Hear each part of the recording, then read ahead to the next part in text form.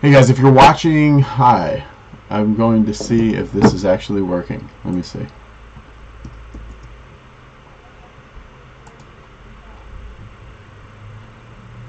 Let me go. I'm new at this kind of. Go live. Let me see if this is actually working. It is. All right, cool. I think it's working. Let me know if you can hear me. If you can't hear me, can you hear me? If you can hear me, put something in the chat. I think it should be working. I'm just double checking right now. So I have an interview scheduled with. Oh, cool. All right. Thank you, Chris. Thank you, Matt. All right, good. I have an interview today scheduled with a guy called John Sinclair, but I don't know if John is having a problem or something. But so he hasn't showed up yet. So we're just gonna do some live talk with you guys and do some live react streams and things like that, because this is the time I have. This is the time I have to do like a live thing. So that's what we're gonna do. So let's go to. I have too many windows open.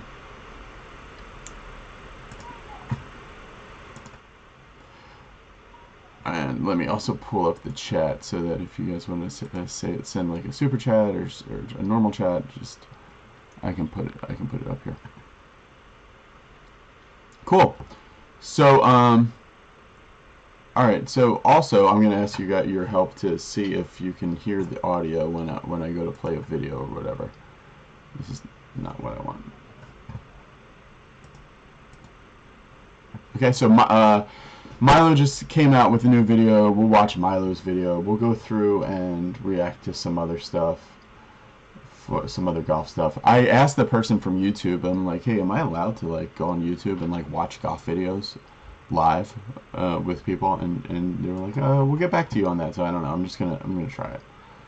I think it'll be okay. So yeah, it'll get there. So somebody Christopher is asking about the gem. Some people that watched the video ordered the gem, which is this training aid. Where's the box? Right here.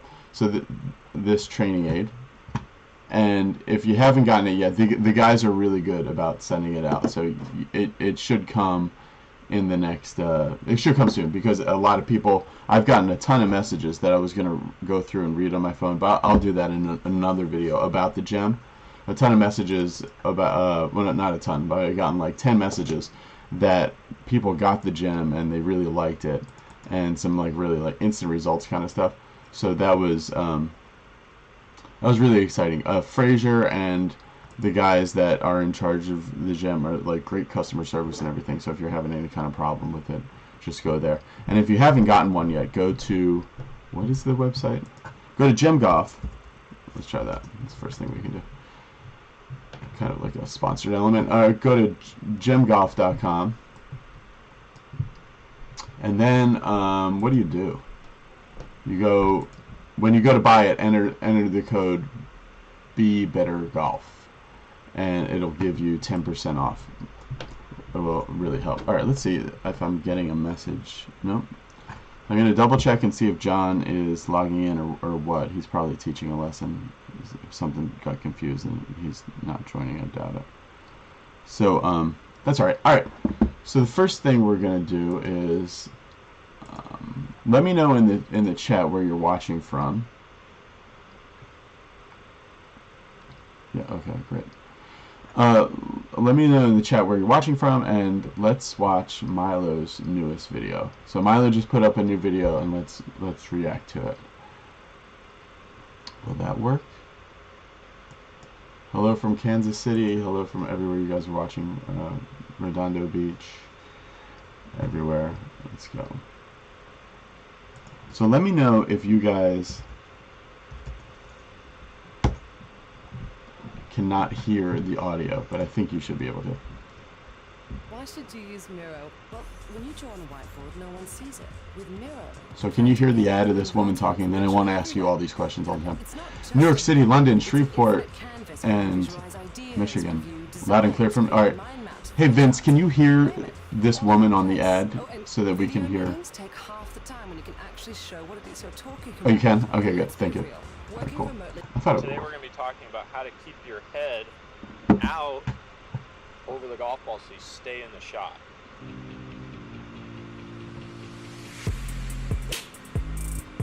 So Milo, so many people at home, to that extent, even tour pros, struggle with keeping their head out over the golf ball, staying in the shot.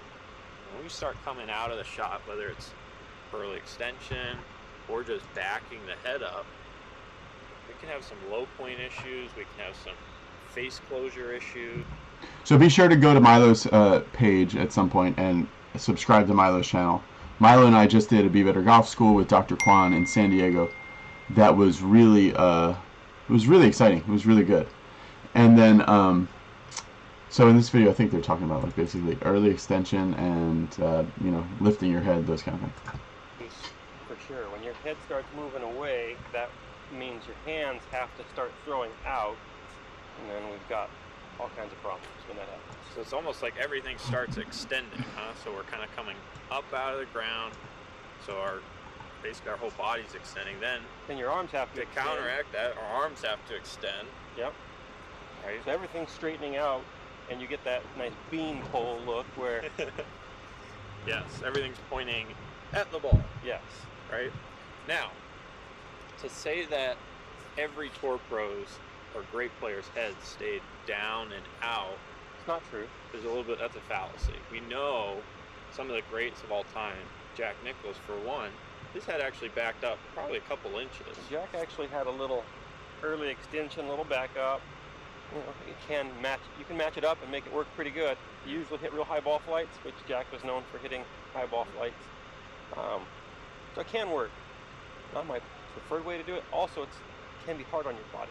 So you can have some back and hip issues caused by that, and we see Jack has had his fair share of back and hip problems. But a fair amount of these players that do have a little bit of that backup, they still are maintaining some of this flexion we see, and some of that turn that we see. For sure. Whereas a lot of players at home that struggle with this backup, everything gets pointed at the ball like we just talked about. Oh, yeah. So it's like, right? So arms straight, especially the right arm getting super Right arm all the way lengthened out, right wrist all the way back to neutral, Yeah. or even a little bit flipped the other way. So no shaft lean. Yep. The shaft is actually pointed backwards to the left arm. Yep. Whereas you see any guy that has a little shaft lean, actually the shaft is outside. I'm going to use a little bit down. We do want to stay somewhat the same height, very fat. So you're saying it's going to enable us to get more of that bent right arm, which a lot of people are after. Which creates that line of compression where, you know, I'm going to use this hockey stick. I want my right arm lined up to the shaft. Yes, so Milo was using the hockey stick Stays with me. somewhat out So, and somewhat down. If my head starts to come up, you can see how to get to the ground my arms are extending. Generally I'm going to be backing up. Now when I do that, So this kind of line is I want to get to watching the the drill. ball leave the club versus popping up out of it or trying to keep their head down. Yeah. It lowered. That to be a terrible thing, especially Tiger in his prime. except for Tiger never didn't do it, so Yeah. So it lowered, and then you can sort of stay on it and out and turn the corner. Finish your circle, right? Yeah. Okay. Enough talking. We got to demonstrate. So let's show a really good drill that people can use. Here we go. Ideally, you could have somebody help you with this. If you don't have somebody to help you, you can use a wall. Yeah. Put your head on a wall, or put an alignment stick in the ground. Keep your head out on an alignment stick. But I'm That going to Mike use Bender this fancy dancy hockey stick gooseneck ball to would be provide a good. wall that you can actually hit balls with. All right. Let's do a drill first, like an exercise that they can do at the house. So if you want to hold this for me, Okay. I'm going to get in my golf posture here. Yep. And they can just do this at the house. They can put a club on their chest and just make some good turns on both sides. And you're going to feel like your chest is sort of down at this golf ball and then circling the corner. Yeah. And my head is staying down and out, right? So this is a great exercise they can do at home. It helps with learning the bends as well. Something we talked about a lot. But to your point, we can hit balls this way too. For sure, if you have somebody who can help you, I could set up right here. I could set a wall right outside of Henry's head there. I'm gonna make The a couple quails are more going verses crazy here. first where I feel Henry that has a they're great swing. down and I'm out. gonna start having. Pause this for a second. I'm gonna start having Henry and Milo do some regular content for Do Better Golf. I think like once a month. So, more than anything, this is a great feeling for those of you that are so used to hitting golf balls like this. That's an excellent feeling. It's good for learning visually as well.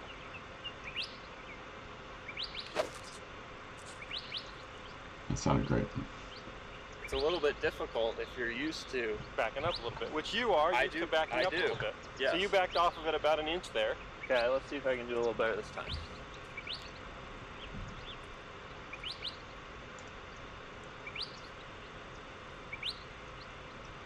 Got a little excited with my arms, I think, there. I'm gonna let it happen a little more. Pretty darn good. See the slow-mo. Alright, put a link in the chat if there's something that you guys want to watch. Put a link in the chat. Let's stay in that one. Stay live for a little while You now. were really close. Give John a chance to All right, so get one on, last but point I want to talk about too, Milo, is also the state of your neck and head too. We see a lot of people trying to kind of keep their chin up, eyes out in the horizon. Not the best. It kind of sets you up to get out of the shot, doesn't it? A little bit, yeah.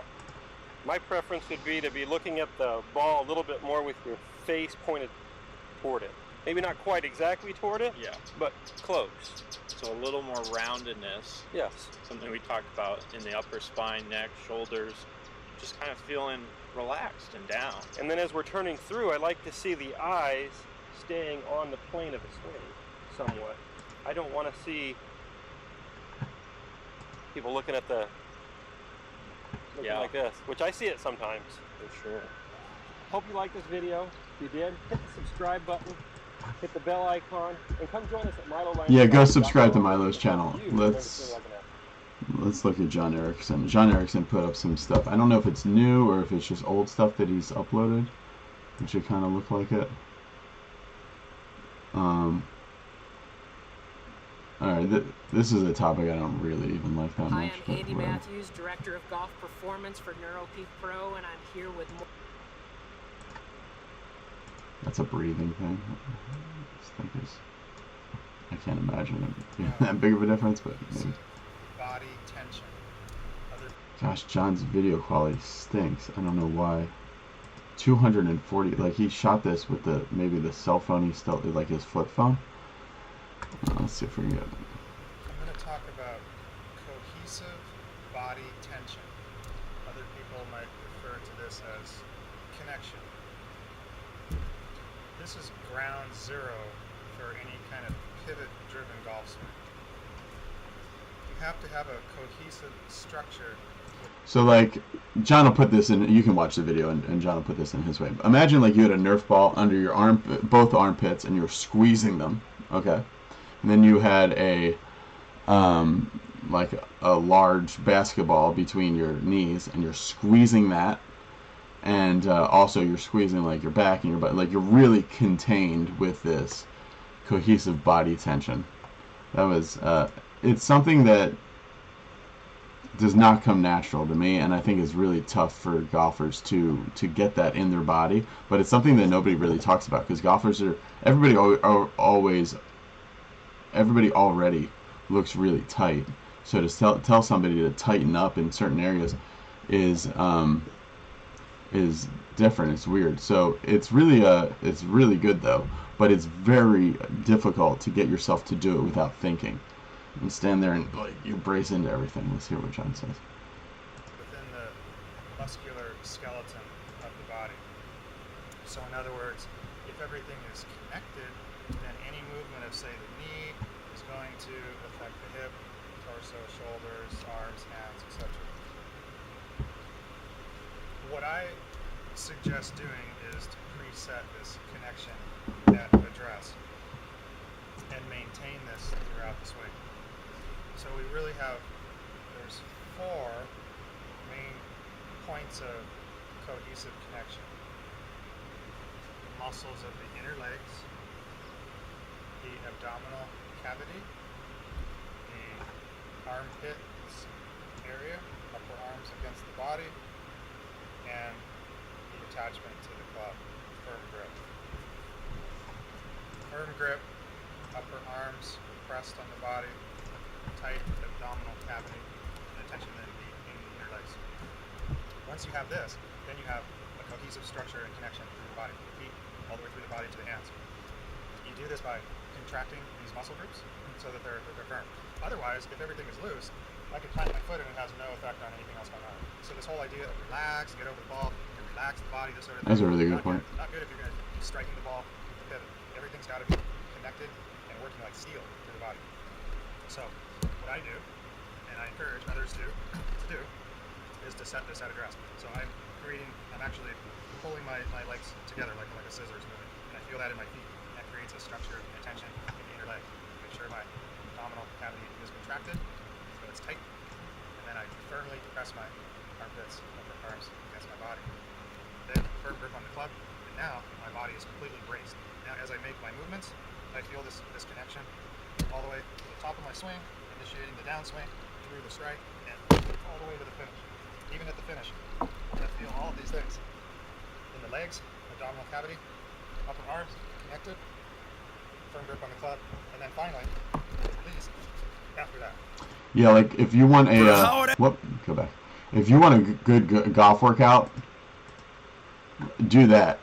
Be braced in the armpits, the abs, the legs, squeezed like he said, and just swing neck to neck, firm, and hold your finish like 10 times. You will be gassed. Like he had me do it 30 times in a row, swing like that there on his deck, and I was completely exhausted by the end of it.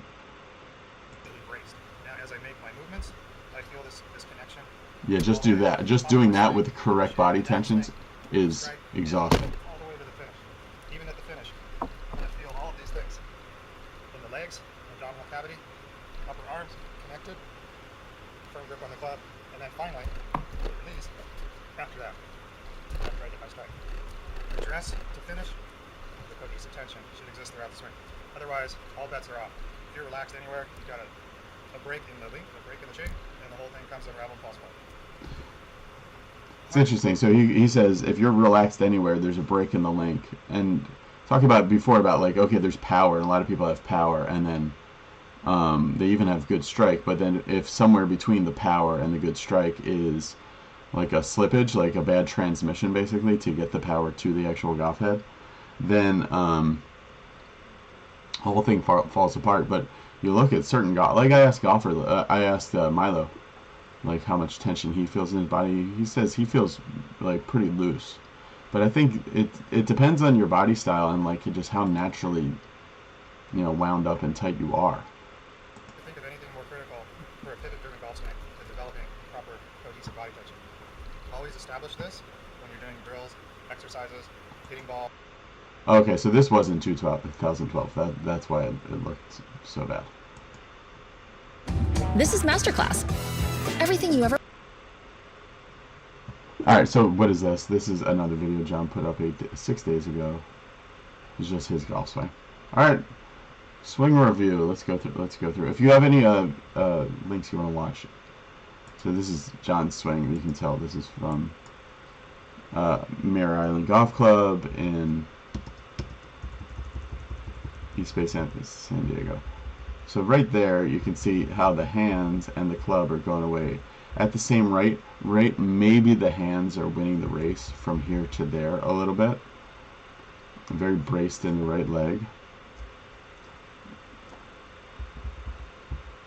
Let's see. Okay, so right there, you would definitely say that it is. The club face is like on plane or maybe slightly close to the plane. Nice wide takeaway. See his right arm doing like bending some. That's kind of what if you use the gem a lot, that's kind of the feeling there, and it's a very big thing that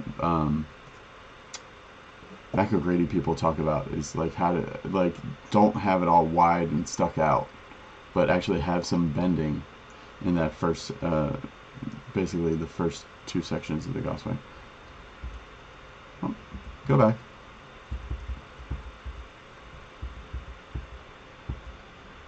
This I really like. So he's up at the top, and then that little settling part into coming back to the other side, coming back to the lead side as the club stays back. This is like that little there. It's really good looking. Now look at how close that club is to his right arm, his right shoulder there. This is really good. Oh my gosh. And then that's really good. The left wrist is like at here. The club is still cocked up at about parallel to the ground, and the left wrist is about like this. And then from this is the position that John's talking about. Oh, can I get there? And then he's just going to be able to do this as hard as he wants with the body and the wrist, everything. You can put everything into it. So you can see right there, he's got actually right from here to here, he's going like this. He's keeping this real late, and you can see right there, and now it's like the face, yeah, it's behind him and everything, and he's basically karate chopped towards the target. He's going to turn that karate chop to this way. So that's the big section that he always talks about. And then you can see that the left arm, the handle, and the club head is all in one line.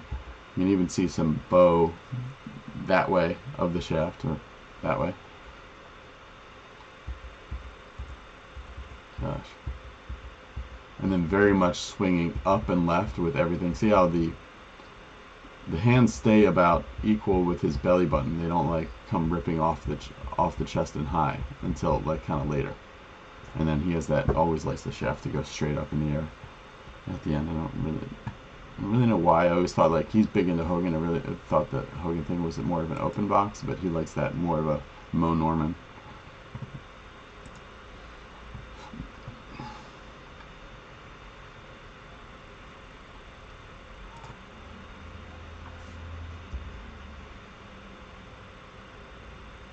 Then Hogan's super sliding. So Hogan's big thing that he talked about for a while was at the top to have this at the top and keep this for a little while before it started going away, and then that is kind of the super sliding.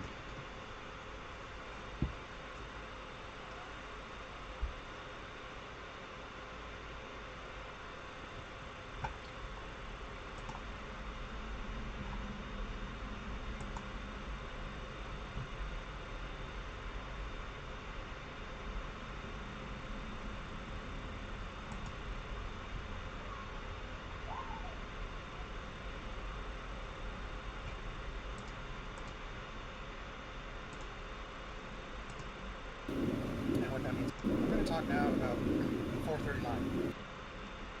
John's redone all these, but these are the 2012 lessons. The 430 line is a line that points to the inside quadrant of the golf ball. The 12 o'clock is on the top, 3 o'clock behind the ball, 430 down to the inside. This is the visual reference line for the downswing, for path of our hands, visually, and path of the club head. We're going to take this all the way down, right before impact, where our hands are just near low point, and then we quickly change direction of the golf club with forearm rotation, so that we hit the back of the ball, and we do this along with the torso rotation. So great to have that level rotation working in conjunction with forearm rotation. This stuff is really good if you're like a puller of the golf ball, or somebody that stalls and a stalling slider through the golf ball. It really helped me, all the impact back stuff. Down the 430 line, our hands get right near, just prior to the low point. We're going to quickly change direction. What happened, I was doing like all John's drills, like, you know, hitting the carpet and like doing that for a while. And I was diligent with it, and it helped my game for sure. And then like mice got into it, was sitting outside on my back patio. And then mice got into it, and like it turned into their like disgusting like nest or whatever. And it was so full of like mouse poop and everything. I throw it all out. It was so gross. So I need to get another situation out there. Now the reason that we see this apparent coming from the inside 439 is because our eyes are above the plane that we're swinging the club on through the impact area. Because our eyes are above it, we see the club head visually appears to be moving in a circle. However, if our eyes were on the same plane as the club shaft, then we would see the club moving back and forth in a straight line. But since we're above it, we see it moving in a circle. And because we're looking down at it in a circle, we see this inside arc of the circle here to appear to be coming away from the inside. Even though, like I said, if our eyes were back here in line, we wouldn't see that at all. We would see it moving in a straight line. So, one of the interesting things that I had a conversation with Mo years ago about this, and Mo told me that he felt the most difficult part of the golf swing was the first initial move away from the ball. Because it's set up, most people are set up fairly neutral, and not over here on the 430 line. The golf swing is really happening over here on the 430 line, all the way really through transition and all the way down to the strike right before we move back to impact at the last second. So what Mo had figured out was to really get set up over here on the 430 line, and I think that's really great.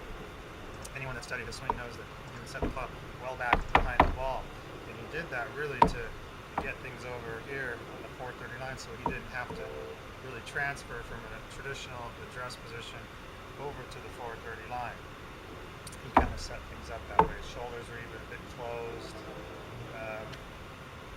and I've incorporated that into my golf swing also, and it's been invaluable. Really had things right as far as the address, and starting over here, closed shoulders a bit, club back, and getting himself ready for the 430 line. What a lot of people do, however, is they'll start to think of the backswing also on the 430 line. And what happens is, when you do that, the club has a tendency then to cross over at the top. And since most people don't transition the club well and use the proper techniques and form rotation to flatten the shaft back, they end up just coming straight down, and the shaft comes down steep. The hands may be coming down the 430 line, but the shaft ends up really steep unless the forms work correctly. And we have a lot of module work in the ABS course on how to slot the club. It's too bad this is really good stuff. It's too bad the footage is only 240p. Module 5, Module 6, Module 7, the super slotting and all. And we can get to that later for the students. But the main thing to understand is that the 430 line, again, is a downswing reference. So typically we're going to see more backswings with the club head starting a little bit away down the flight line with the shaft steepening and then flattening in the transition accessing the 430 line, so that we have a flattening of the shaft before the form rotation and the torso rotation brings it back to square in the last one.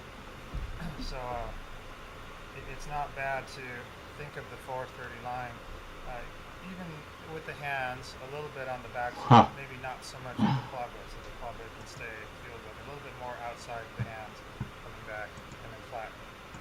Okay, let's move on. That's fine.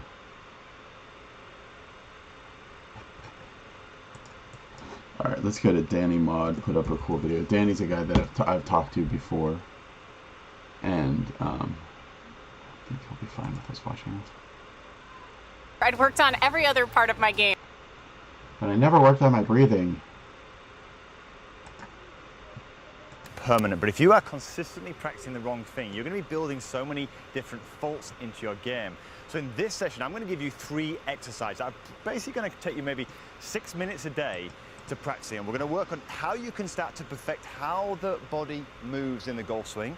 Secondly, we're going to how do your arms work in the golf swing, so you can start to return that club back to impact consistently each and every single time. And finally, how do you make sure that this club squares at the golf ball every single time? You need to develop consistent exercises, drills, to train the feels. Once you do this, you'll become much more consistent. That's what we're going to share with you in this week's video lesson. So before I get started, though, look, if you're new to the channel, it's your first video from Dubai.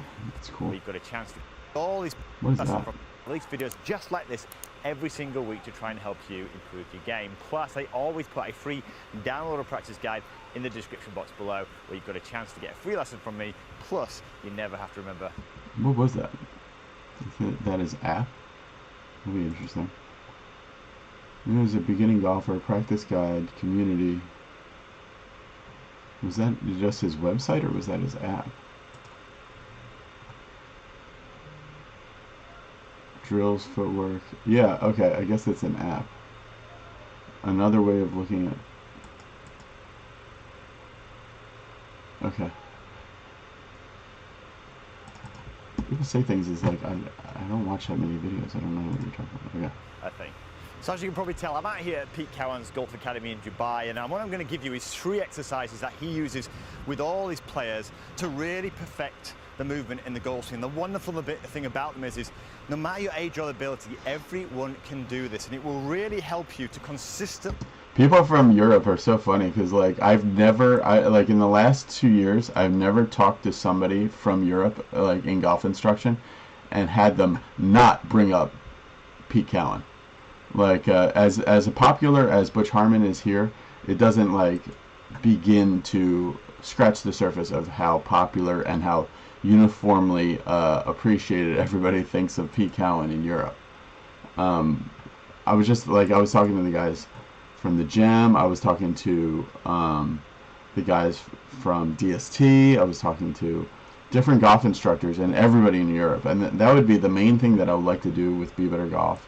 I don't know if it's possible to do this summer, but I would like to go. Like, there's so many good coaches in Europe, and I'd like to just like stay in Europe for a year or so making Be Better Golf videos there because there's a lot of interesting things going on. But when I hear him say, like, you know, Pete Cowan, it's just funny because it's like everyone's saying that.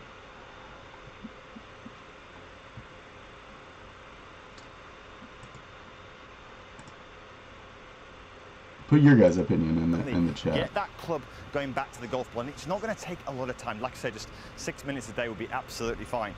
Now, the first thing I want you to do is this. If you want to be consistent, we want to be able to move the body in such a way that makes it easier for you to return the club back to the same point every single time. Most of the time, people are moving off the ball. They're either swaying backwards and forwards, or they've misinterpreted turn and they're moving over here, and they don't know how to feel this motion. So the first drill that Pete Cowan absolutely loves this one, is the wide stance drill. Get yourself into a really, really wide stance here. Really feel your hamstrings being pulled back. So your arms are literally, allow your arms just to fall out in front of you.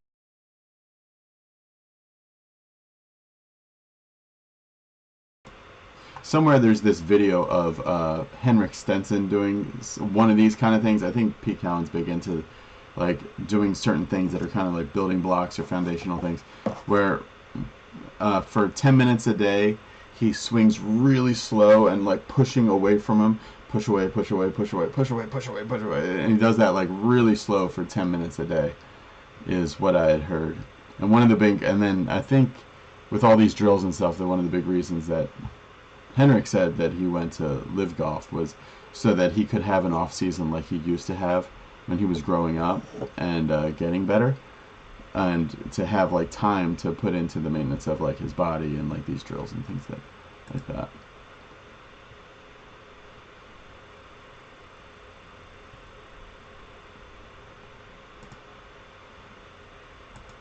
Here. Now what this is going to do is going to really feel a very centered pivot. All I want you to do from here is take your trail hip here and start to pull it backwards and up. So you really feel like a little bit of a stretch here. Okay, so you really feel it stretching. Now as it's stretching, notice how my body is starting to spiral upwards into this corner, whilst at the same time, what do you notice about my center? My head is staying very much here. If I'd have turned my hips level, where's my head now? So over here. So by pulling this trail hip back and up.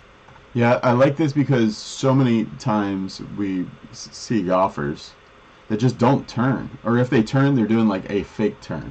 Or they'll go like this or something, where you're not actually turning anything, you're just kind of tilting your forward bend to the right. So anything you can do like every day to encourage you to get more, like more turn is usually like a good thing in the back. It gives you more time to react, and I think that's good. And definitely like put systems in place. When Danny's talking about like 6 minutes a day, Like, people won't do this. Like, they would. Like, people would do like an hour a day if they could really put the connection in their mind that, hey, me doing this is a direct correlation to me playing better, and if I don't do this, I won't play better. But it's you get those like demonic little voices in your head saying like, oh, this is a waste of time. Is this really doing anything? So like, it's hard to see the it's hard to make the connection. But there are people that do dedicate themselves to that. That's why, like, I love a whiteboard and have things that you actually do every day. This might be one of them. I'm able, look, to start to feel the stretch across my body in this diagonal fashion all the way to the top. And just feeling this motion is a great start, okay? It's a really good start to feeling how the body works. Now, once you've done that, the next thing I want you to do is take your trail arm, just put it at a 90-degree angle here. Now, that is what Pete would call a loaded shoulder. From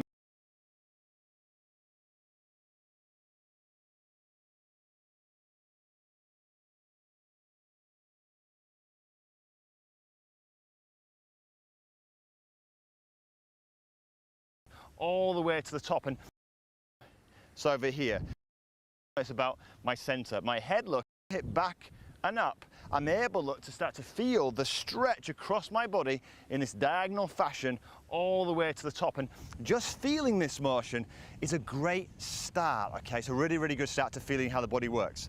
Now, once you've done that, the next thing I want you to do is take your trail arm, just put it at a 90-degree angle here. Now, that is what Pete would call a loaded shoulder. From here, simply, I like to use a dumbbell example. I'm just going to do a bicep curl up here while simultaneously pulling this trail hip back. That's all I'm going to do. And now I'm getting a sensation, a stretch across my body, feeling there. And what do you notice? There's almost like a straight line from my lead leg. What I was saying when I was muted, because I saw... So I was like, what does he want you to do first? At first, you're just turning the body only, and then you're adding the right arm. And this is, I think, really good to get a ton of turn.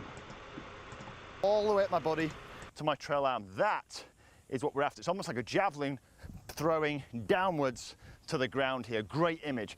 So spend some time feeling this motion in your garden, at home, really feeling that stretch. And then all you do is as you gradually do it with a golf club. Ready? Widen the stance. Really feel that stretch up of the trail hip. The back's going to be behind you here. You're winding it up here, and I've got that lovely stretch. If you don't have flexibility, just simply go to here.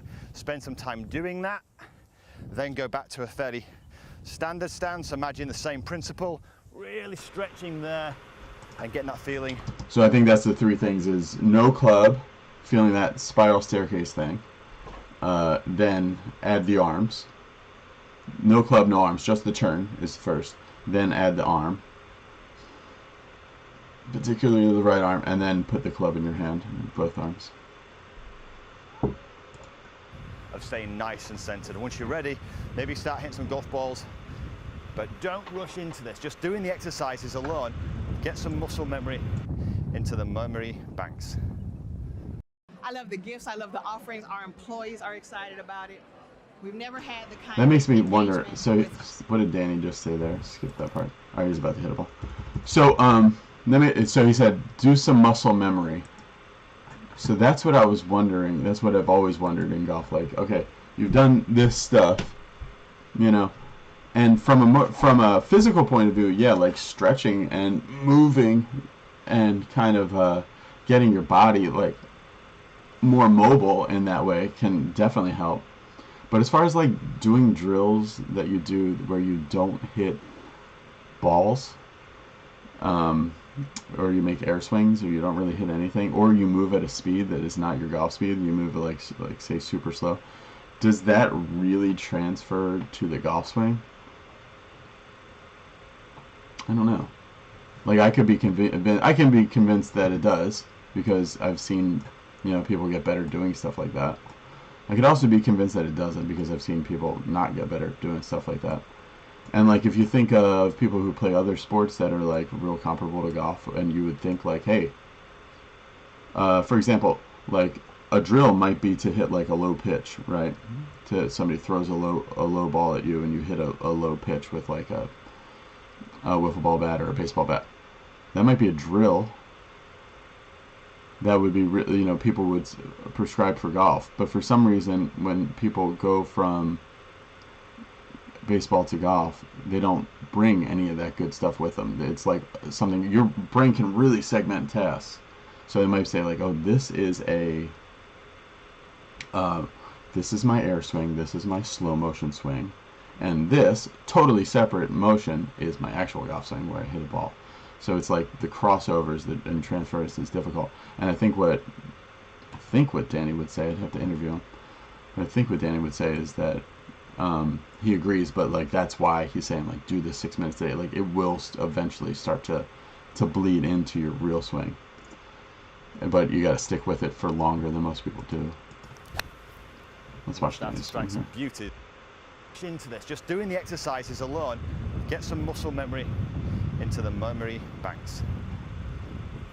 And you'll start to strike some beauties.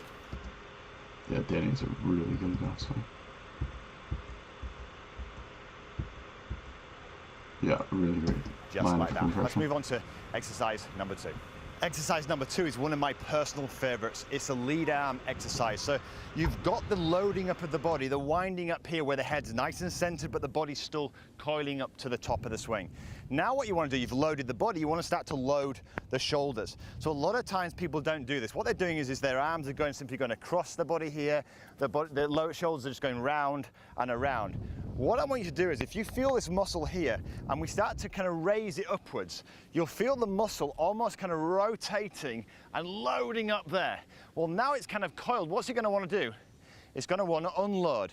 So you start to get the downswing for free. Super, super valuable. So if I load this muscle up, look at this. I've just simply wind it up, just as I've done with the body. I'm loading the muscle up. That muscle's loaded, I can't turn it anymore this way. It's going to want to settle straight back down into here, which then, look, gives me my snap. So what I want to do is very different to this, round and around. This is what I call the drag. This is here you get stuck, ball flies out to the right, flippy shots, all kinds of stuff. But if I'm loading the muscle up here, and then sit that muscle straight back down, the club is going straight back down to impact. So do this exercise repeatedly. Really feel how the muscle loads and then look, unloads, and then load it back to here to return back to the same spot every single time. And then once you've done that once or twice, really then start to let it go. 1, load it up, back down, and fire through. I adapt this drills if you're a slicer of the golf ball, add a little bit of a step into this, so load it up, step to your right for right-handers, and fire. What this does is it helps you to get the club on the inside as you're doing it, and fire through. If you find that you hook the golf ball, that's my tendency, wind it up and I'll step more to the left-hand side. This gets my left shoulder working down and left. But the key factor here is by loading the shoulder, really loading it up, you get the downswing for free. If it's not loaded here, it's going to wave all over the place. So I really love this one. So shoulder, really loading it up, you get the downswing for free. If it's not loaded here, it's going to wave.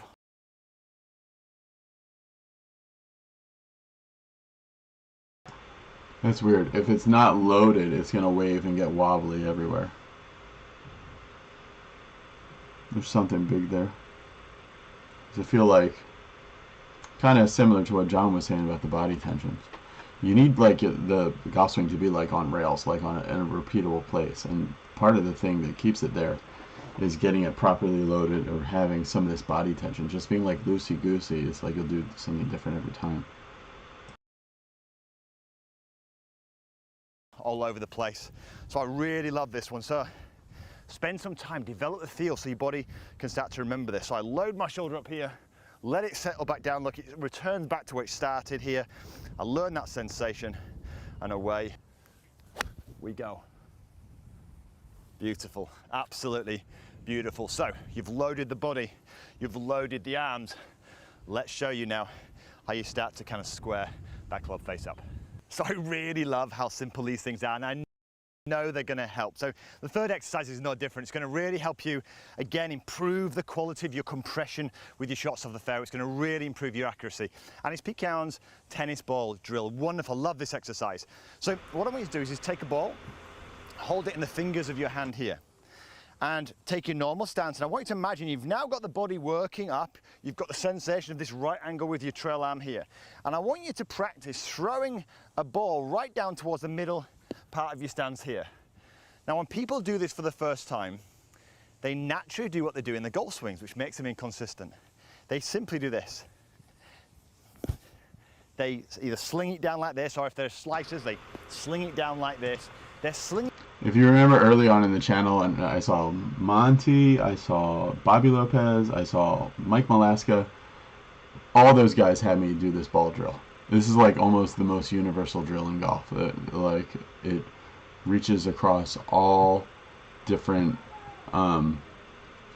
everybody likes it regardless of what they teach or what their technique is. In the arm, it's completely out of control, and that's not what we're after. What I want you to have is I want you to have this free throw, but I want it to be naturally coordinated. So notice the difference here. I want the ball to simply, there's no rushing, or it's a calm motion. I want the ball to almost fall out of your hand as my trail shoulder is working underneath. It's not just slung there. Can you see this? And what this does is it keeps what we call the power line between the trail shoulder. Like you shouldn't have to like with this drill though, I feel, you know, you should be able to say like, hey, throw this ball. And people, or whatever you're trying to get people to do, like just tell them, hey, do this, and they should just do it athletically, and then get that into the golf swing, and then there's some adjustments you make.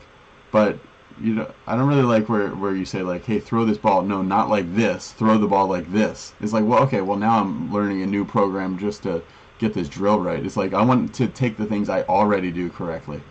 So I don't like the skipping the stone drill, but that's a good idea. You know, it's like, hey, don't say like, hey, throw the ball like this. Say just skip the stone, or throw the ball and hit it here. Don't give them parts and pieces about.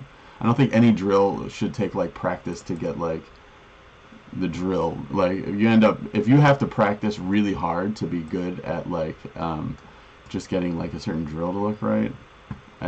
That's where like I think like drills should mostly be things that you're good at already. Like for example, like the step drills are hard to do, but if you're they're only hard to do because you're trying to put golf swing into it. If you weren't thinking golf swing and you were just thinking step swing, then it's natural. So it's only as hard as you make it.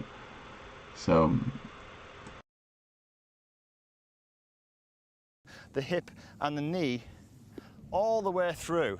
Most people are never like this. Most people are here slinging over the top. So in the fingers of the hand, swing it back and simply just throw it all the way down and really sense that lovely, it's just beautiful, it flies straight.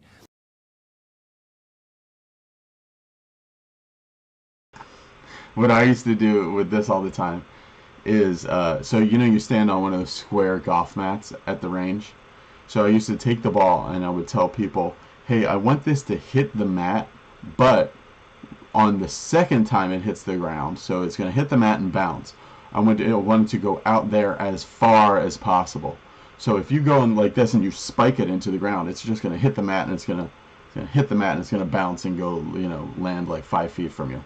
But if you go like this and you turn this way and get low and then hit the mat with more of like a horizontal angular kind of thing, then it'll go that way. So that's a little bit more external. It's I should put that up actually.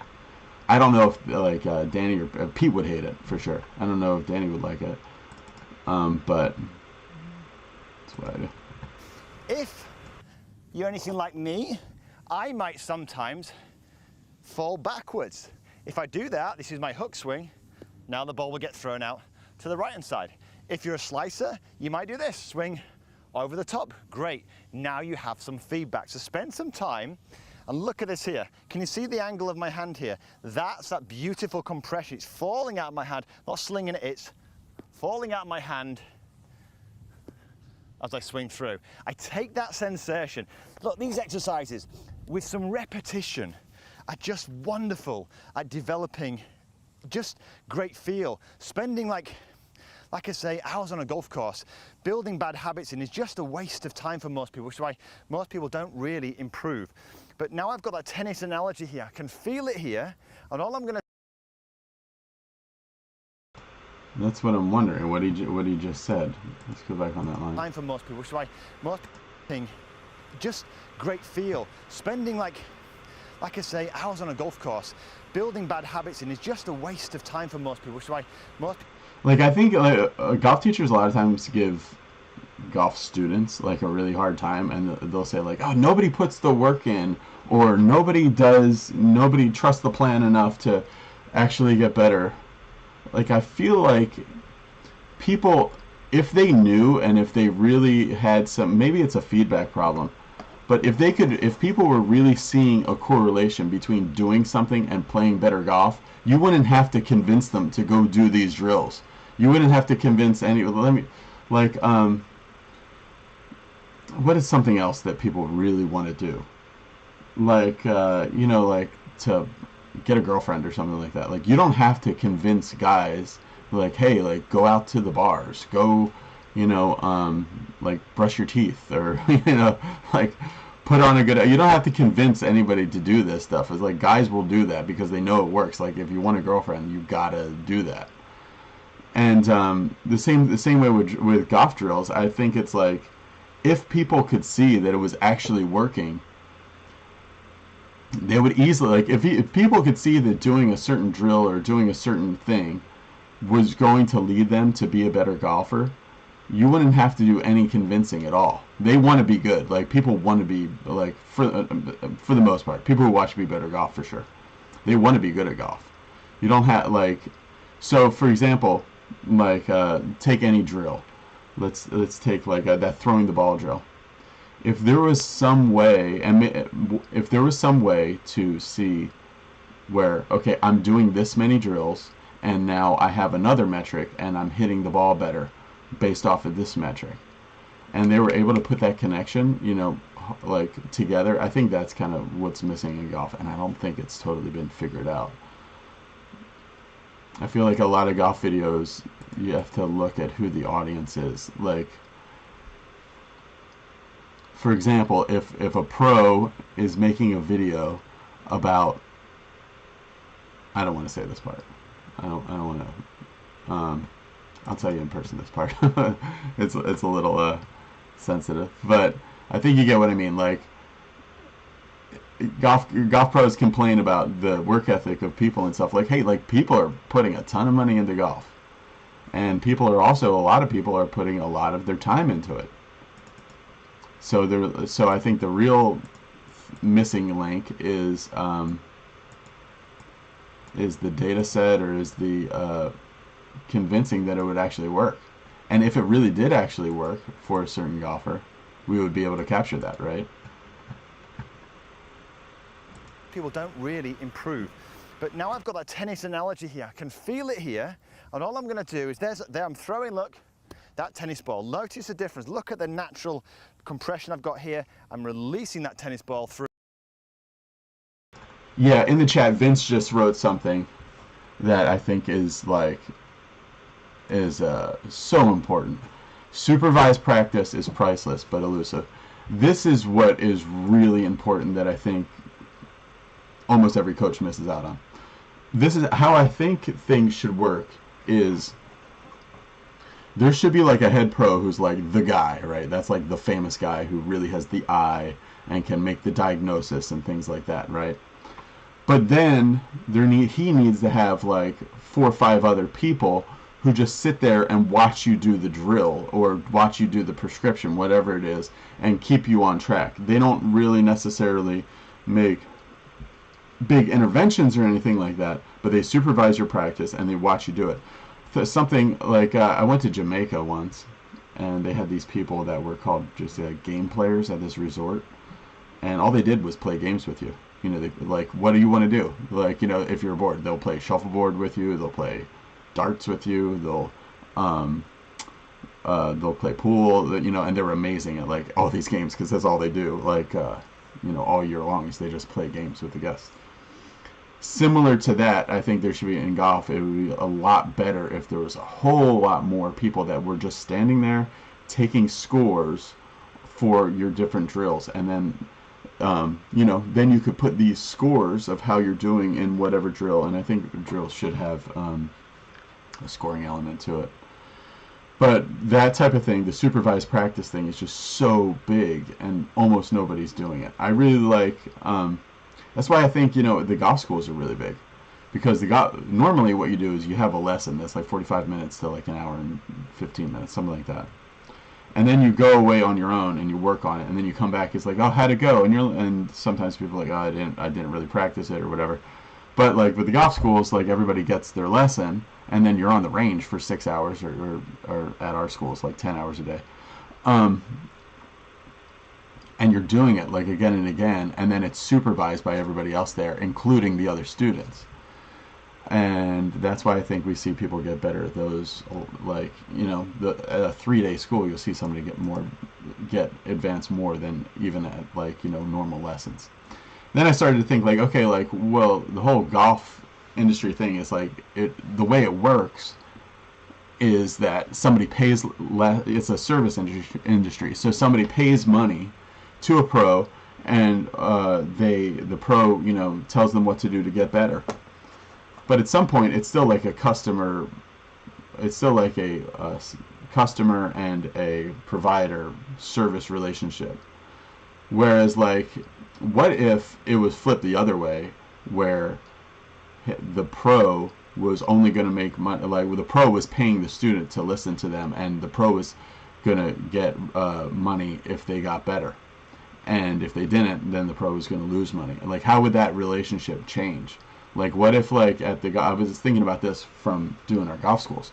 I was like, how would I run these schools differently if the people weren't paying to come here, but I was paying the people to be there, and I wanted them to get better, and that's really all I cared about. And then you get kind of a lot more of the relationship that dads have with their kids when they're trying to teach them to be, you know, good golfers. And sometimes it can be toxic, sometimes it can be really good, though.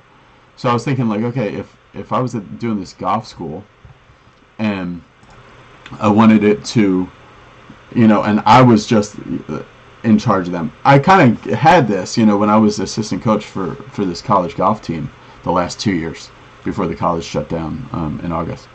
But for the last 2 years, you know, you would think, like, okay, if you're a coach of a college golf team, like, you're the coach, you're the boss, they're gonna have to do what you say. Like, that's what you would think, you know. And but in reality, it doesn't work that way, like, at all, especially at our school or whatever. You know, the kids end up just doing what they want to do. It's you can lead the horse to water, but you can't make it drink kind of thing. And plus, it's like also like a trust issue. Like, they have to really, really believe in you to follow you. But like at a bigger school or at other schools, like, yeah, like you got a lot of people that want to play, and you can just cut everybody that doesn't listen, and you can just kind of build out your team. So, like, I was thinking, how would I run the golf school differently if I was paying the people to be there? It would be totally different. Like, the discipline would be totally different. Like, if somebody got off the task, you know, you would just tell them, like, hey, like, you're gonna leave. You're gonna have to leave if you keep hitting full shots when we're not really trying to hit full shots here. We're only trying to hit it to the 30-yard basket that we put out. You know, it would be a totally different situation. It'd be more like a military type of thing. And I bet you people would probably like that just as much or just as much as the regular schools. But there would be some people who would absolutely hate it, and they would really balk at it. Through, and I've got amazing compression. Okay, let's have a look at this in action.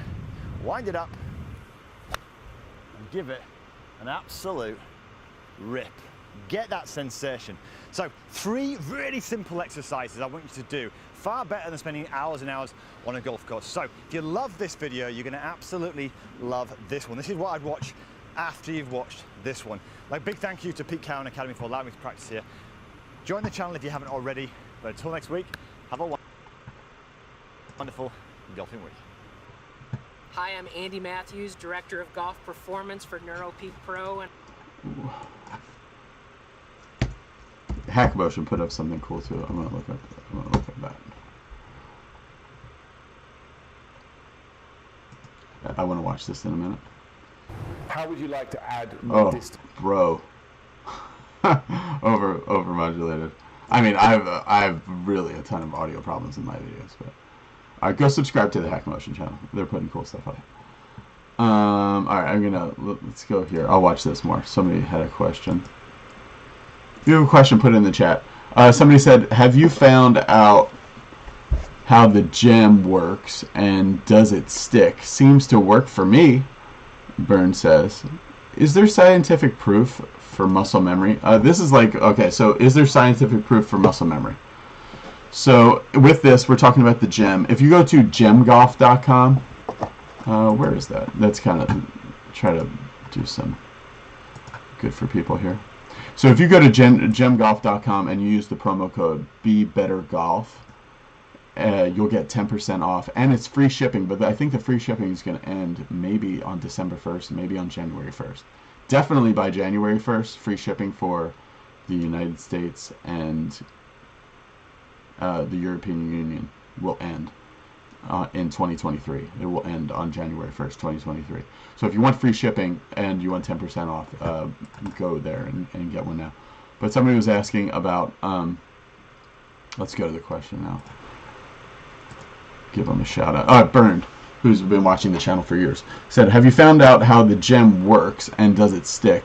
Seems to work for me. Is there scientific proof for muscle memory?" Thanks. So, how the gem works. So a lot of people have written me that they don't like the content that the gem has up on their website about how to use it, and as far as like tutorials, like it's just like they show the box and what's in the box and kind of like an unboxing in the main video, and so that doesn't really help you very much. But then they do have some videos about how to use it, but they're for what Be Better Golfers want anyway, it's not detailed enough. So I'm going to make some videos about the gem that show you kind of how I use it and everything. I just did the other day, I just did this video that I thought was cool. That is going to kind of start to be the basis. I took a time lapse. I might have deleted it though. I deleted it. I took a time lapse of myself swinging the gem 100 times, and I've been doing that a lot. And in doing that, I'm kind of figuring out like, okay, like how do I want to tell people how to use it? Because it really is like a self-discovery tool more than anything. But all right, so muscle memory. Okay, so that's what people would always say to me. They'd be like, there is no memory in your muscles. Like, the memory's in your brain. And for that reason, you can even just, like, think about a golf swing, and it'll have almost the same effect as actually going out and physically moving and doing, you know, a golf swing. Almost. But, so there's no real muscle memory, but doing certain things will help your golf swing, and I think, if you're in close enough proximity to actually doing what you want to learn. For example, like I don't think there's a huge benefit in just taking your club and air swinging it in the patio, other than like burning some calories and maybe increasing your range of motion and stuff like that.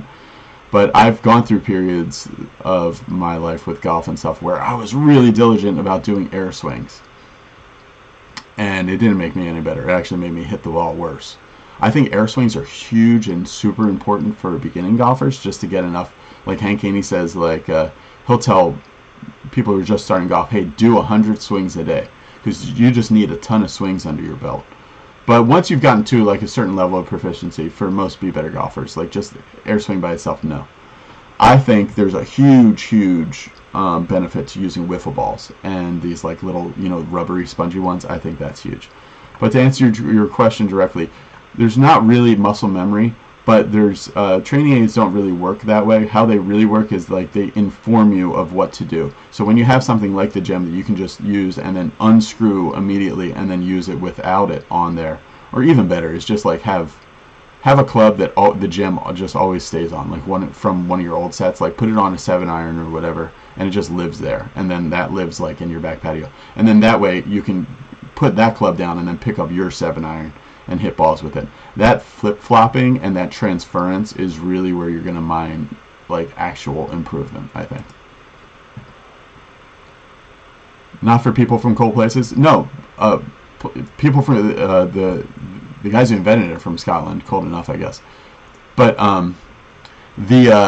but no, it's like you just need to be able to use the whatever training aid it is, and then hit wiffle balls into a net, or even like a spongy balls into a towel or something like that. You just need some kind of contact. Yeah. Okay. No, I don't think so. Somebody said it's still 40 euros in custom. It's I mean, maybe. Oh, maybe in the EU, because I think they have people that in the United States where it's like kind of drop shipped or whatever. I don't know. I'm not part of it. Okay, let's go back to this video that I was watching. I wanted to see this HackMotion video. Game, particularly the driver. I know I would. One of the more frustrating things as we get older is we may see a reduction in how... I want to give this guy a shout out. I don't know who this teacher is. Adding distance, PGA coach Rob Cheney. So come on. Goff's magic move. You must do this. He put this up earlier this year. This is why you don't improve. I think this guy might have been suggested to me. You do your thing, and you do it well. Like I literally like almost can't watch that HackMotion video because of the audio. It's time to do on my headphones anyway. It's time. Hi golfers, Rob Cheney here from It's like the same kind of thing. Tech Singapore. Oh, this guy has got to know Justin if he's in Singapore. Justin is my producer who lives in Singapore. He's a golf coach. In today's video, we are going to let's see if in the next 1 minute, which is about my attention span right now, if I can figure out Goff's magic move from this video, or if you guys can. One from last week's video where we started to discuss the head on the wall drill, the benefits of building the basic pivot with the backswing. We just saw Milo do that. That's funny. And the follow through. Today, we're going to he's an authorized stack and tilt take it instructor. to another level. We're going to discuss the transition. Probably, in my world, the most important part. Is that what that ST stands for? Stack and tilt? I don't know. Of the swing, the time and the area of the swing where the best golfers get it right, the poorest golfers get it wrong. Let's get going. So in last week's introduction to... Thank God he didn't have an intro. The head on the... Like, you know what I mean? Like, let's get it going, and then you see like a 15-second thing. I can't stand that anymore. Wall drill. We discussed the backswing pivot, how to learn to that is the right tilt, huh? body movements in the backswing. You guys in great to keep shape. your turn centered from the face-on view, and to maintain this inclination to the ground from down the line. That was both on the backswing. He's going to talk about levels. I see it. Bro, please. Parallel in the Bay at Golf Tech in terms of how golfers move their pelvis. The movement of the pelvis. He has a stack and tilt belt buckle. That's wild. In the golf swing, not hugely discussed, somewhat discussed, but very misunderstood, I think. So today I'm going to share with you what I would call the most important movement in the golf swing. I'm going to start out again slowly describing this as I would do to a beginner, show you how I do that. Makeshift wall last week. I need that. Okay, so we're doing kind of like what Milo was saying. If we want to use that as our reference, and I'm going to go down and forwards before I then go up and forwards. So what I want you to think about... So is that the magic move right there, Rob? And forwards before I then go up and forwards. Okay. U-shape would be the belt buckle to think about it any sort of... So I failed in figuring out what the... I know, I think I made it just under the wire. I figured out the magic move. So down and forward. Up. It's a bit positional, isn't it? Okay, it only counts if you can hit a ball doing that. So let's see if he hits balls. Any straight. There you go. Love that. That's a cool drill. That does look a lot like Tom Subito, huh? Who is also stacking tilt. So keep your head on the noodle. Take it only back to about your armpit. And then keep the arms straight in the follow through. I mean that's what I'm going to take from that video.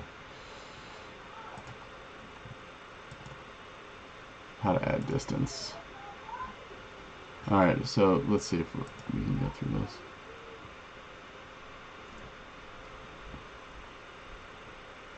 Yeah, I like that video, Steven. I thought he was good. Hey Brendan, do you still use the DST compressor? I do. I still use it. I have a certain drills that I use it with. I think DST compressor and a wiffle ball is like basically like golf swing cheat mode. It really helps. Let's go. Here's Rob Cheney. We hit the ball. But today, with the help of the HackMotion wrist... See, he's got the microphone on, but it's like... I mean, making golf videos sucks, because you're doing it yourself, and there's always problems with the audio. Sensor. Hate that. I'm going to be showing you how you can change your wrist pattern in your golf swing to produce more powerful, penetrating drives. One of the most common complaints from golfers is that they don't hit the ball far enough.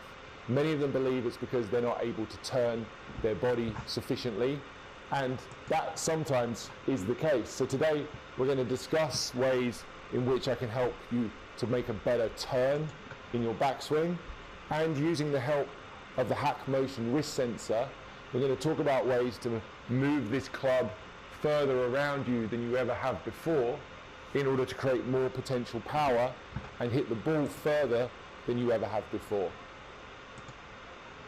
There are two really simple setup hacks that you can use to help you increase your rotation in the backswing. Number one, turn your feet out. So many golfers have their feet pinned in. It's very limiting in terms of rotation on both the backswing and the follow through. Turn your feet out. Trail hip moves back, and try backswing. So let's take that tip one step further. We've got the foot turned out.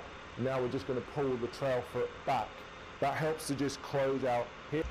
So if you're struggling to turn None of this is like HackMotion properly, try turning your feet out, try pulling your core body motion, forced to move the wrists in a way that helps you to make I get the connection now. a longer backswing in order to try and feel like you're creating power, but it has the negative impact of opening the club face and forcing your swing. The HackMotion wrist sensor, we're going to apply those little setup changes that I talked about There we earlier. go. But we're also going to talk about how at the top of the swing to lengthen the swing via more flexing of this lead wrist, making that wrist as flat as you possibly can to get the club to travel as far as it can. That's I think I would hook it doing that. not only going to produce more power because Like I had to keep it cupped through transition, like way more than I had. Oh cool, he's got some numbers here. Let's see a shot. Data and see what it's telling me. Oh, the audio got better. So as we take a look at the data, we look at the setup position. The lead wrist was in a tiny amount of extension, which is fairly typical for someone with a relatively neutral grip. That number might change slightly depending on how you hold the club, but 16 degrees of extension is quite normal at setup. Then you'll see that red number in the center of the screen there. The top position, I was 46 degrees extended. That means I'd taken this wrist and I'd added more extension. And what that's doing in the backswing, it may well help me to lengthen the swing, feel like the club's going back a long way, but it's opening this club face significantly. And that's causing me to then have to swing out to in.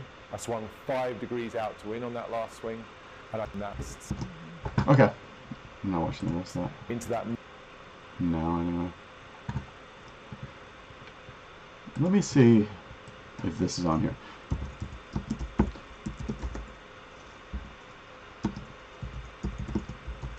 Alright, so for a while, let's see if...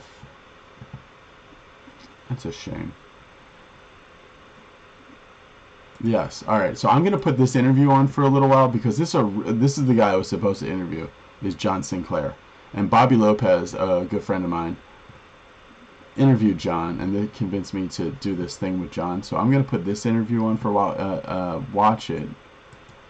And alright, let's see. Did you show Milo the gym, and what was his feedback? Milo does like a spanking release, and he could really feel it like closing. So he was thinking that he wouldn't use it for his swing, but he could see that a lot of his students being doing well with it. it gets into that thing that I had said in the video about, like, hey, do you want the leading edge on your spine angle, or do you want it toe up? And I think Milo, there was a feel and real thing there with Milo, so you could really feel it doing this, you know, like closing the face, and he doesn't really want that face to close. He wants to keep it pinned with his pivot. So it's a different type of thing, but I think they actually work together super well, because if that, it kind of like Erickson would say, for me, if I do this and the rolling thing through, yes, that also makes it go left and it's horrible.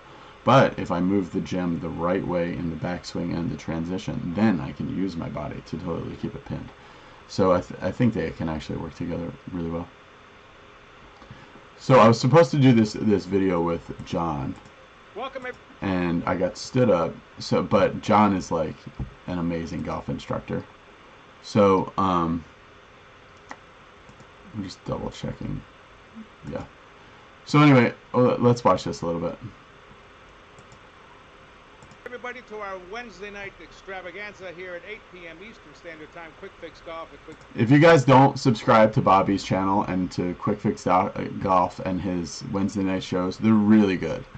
They're like definitely a gem in the golf world that I don't think a lot of people are even watching. Whenever like I get on, it's like 14 people. But Bobby does these shows like as if, like, you know, 14,000 people were watching. And Darren, his partner, they do a really good job with these shows, and they get a lot of great guests. Fixgolf.com, and we have a special guest tonight, and that's John Sinclair, PGA professional. How about a round of applause? Yay! Got a clap. Yay, John. Well, I'm glad to be here, so thanks for having me. We're glad you're here. And of course, there's the group I was telling you about. Isn't that your gang, or they're just students? Oh, it's a big gang of friends. We did the that pictures from the Torques and Forces from Dr. Phil Cheatham and Dr. Sasha McKenzie, and I did some wedge stuff that day, and we all got together and just went crazy inside my bay. So that's what that picture's from. Well, it looks great, and your website looks great. SinclairGolf.com. You want to find out more about John as we go along, we'll see. Now, of course, tonight's going to be hosted by Darren DeMaile. I don't know if you've ever seen Darren before, but there's a picture of him. Oh, man, you got a good picture of me. Man, nice. That's a good picture right there. I have a few less teeth in that picture now, but and I had to yank black. A few.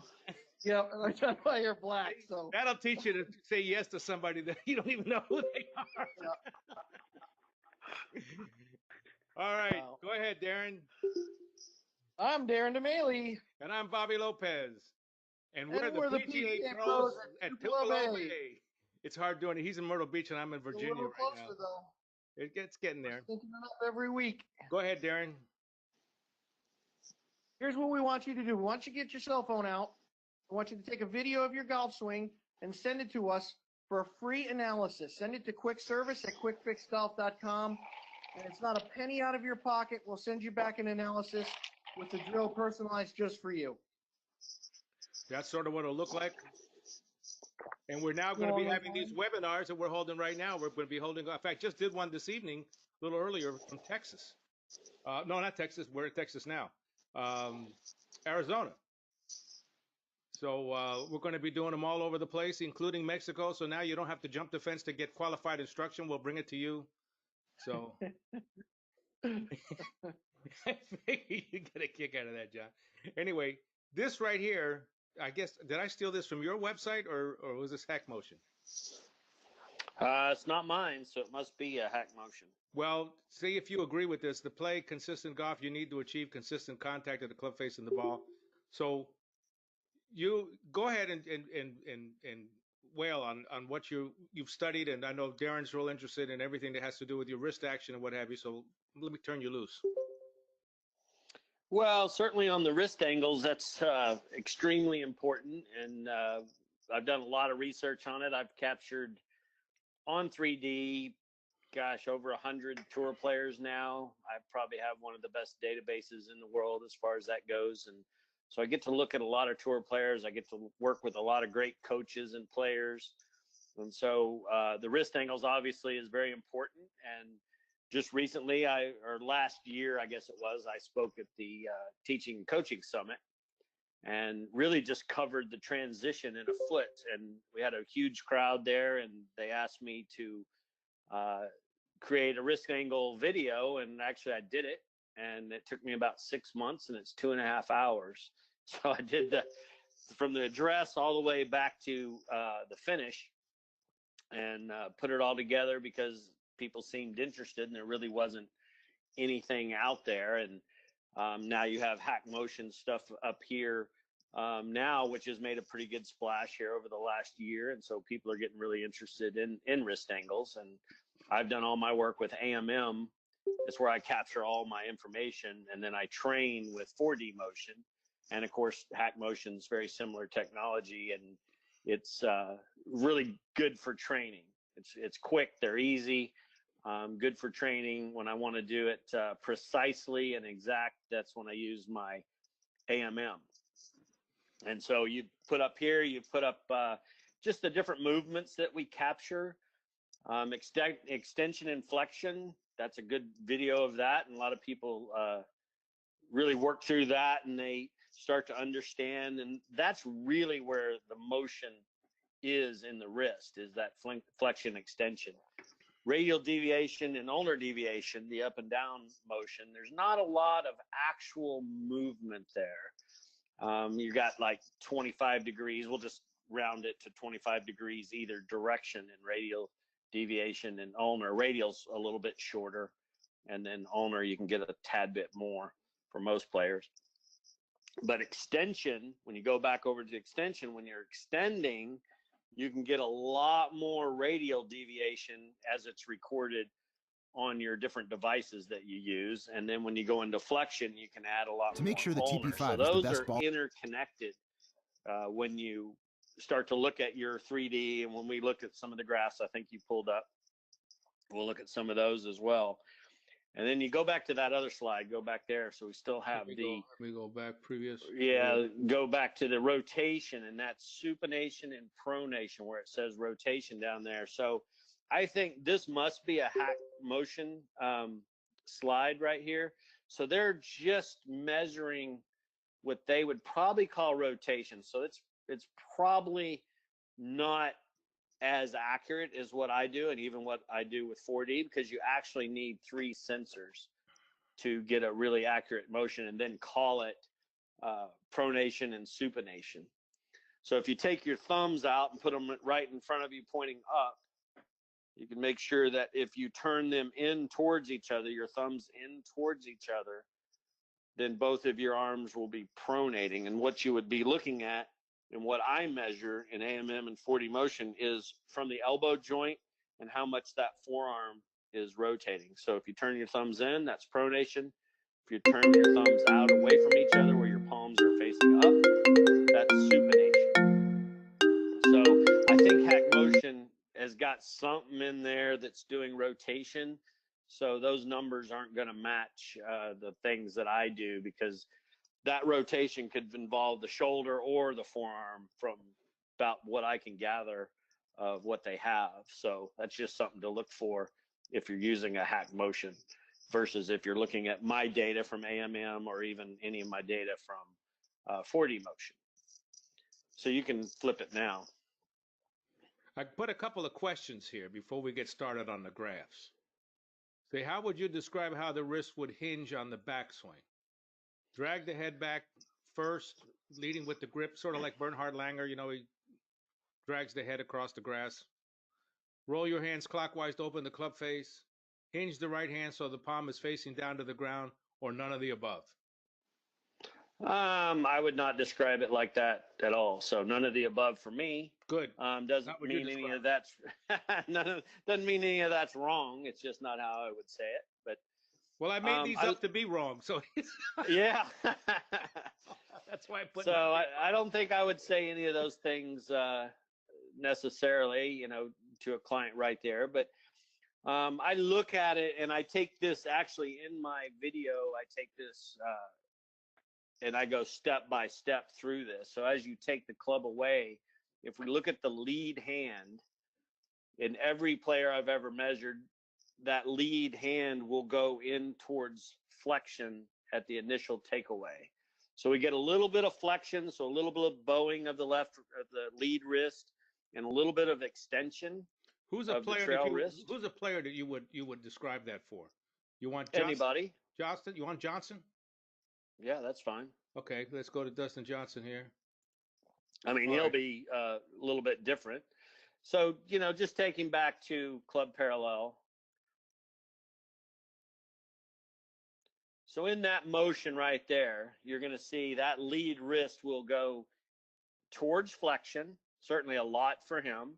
And then his trail wrist is going towards extension. And while that's happening, both wrists are going up towards radial deviation to the top.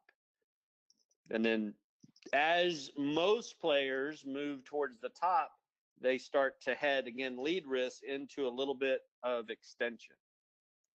And when I say head towards, that's the movement towards. That doesn't mean the position. The title of my video is called It's the Motion, Not the Position. So when we get to the top, go ahead. What was the question? So the question was, is that the video that you were selling for $149 on your site? Correct. And then we'll give everybody a $50 off code here too. So fantastic. Okay, great. So stay on, guys, and listen what's going on here. Okay, go ahead. Yeah. So when we go to the top there, you'll see your lead wrist go towards a little bit more extension, head towards that motion. Now he's obviously in flexion at the top. Stay at the top before we go back down. And then we go to extension with the trail wrist, his right hand there. So that's that motion towards the top. And you'll have a Dustin Johnson that's in huge flexion, and then you'll have a Webb Simpson that'll be in a massive amount of extension at the top. And keep in mind, for everybody out there listening, that to me, that lead wrist at the top is style. So we'll have, I think my biggest extension is probably around 50 degrees of extension at the top. So imagine, you know, that's a pretty extended lead wrist.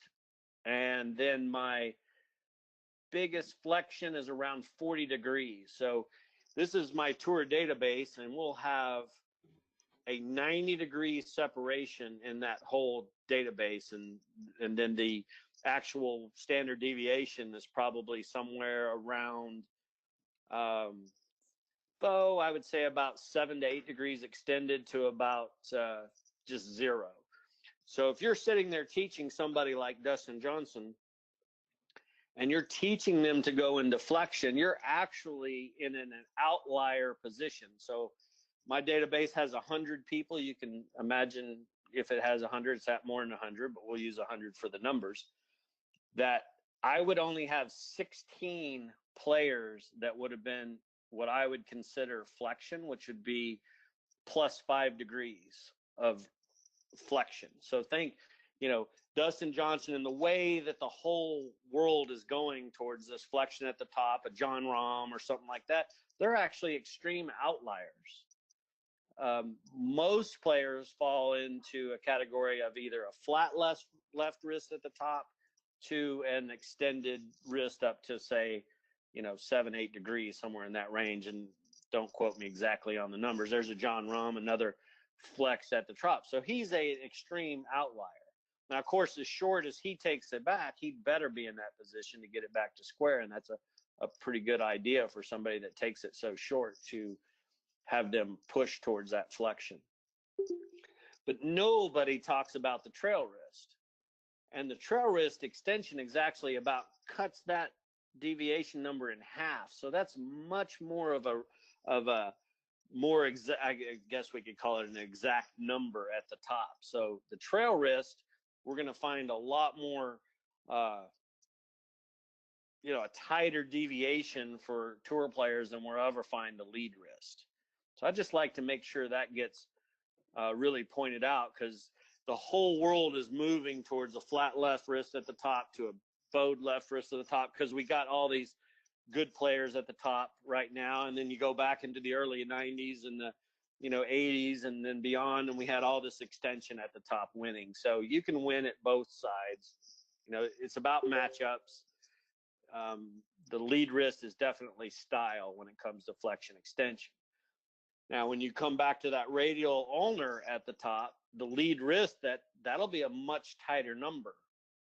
And then when you get to the trail wrist, that radial deviation and ulnar deviation will be more of a style, because the elbow is going to be moving around, and you get John Rahm right there has got his elbow more in front of him at the turn, and then you'll have somebody that's got their elbow back, and that's going to really affect that trail wrist deviation on the radial ulnar side. You can pull up just anybody's got their arm pulled back. So if you can imagine when your arm gets out there, and he's just a little bit more, so as your arm gets more, how that radial deviation in that trail wrist will change, and how the flexion extension, because that lead wrist is more in front and it kind of stays in the same place. That's why those are going to be style versus what I would call more exact number, or a tighter correlation from player to player.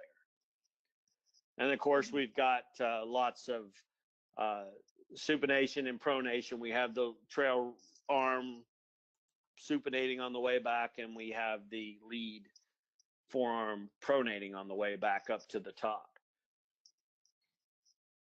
So that's kind of going the way that I would describe it to all these coaches on here, of how that club gets to the top. So that the idea of the flexion extension, so if we have guys here with HackMotion, you're just working with the lead wrist, you're just talking about that lead wrist is going towards flexion initially, then heading towards extension to the top.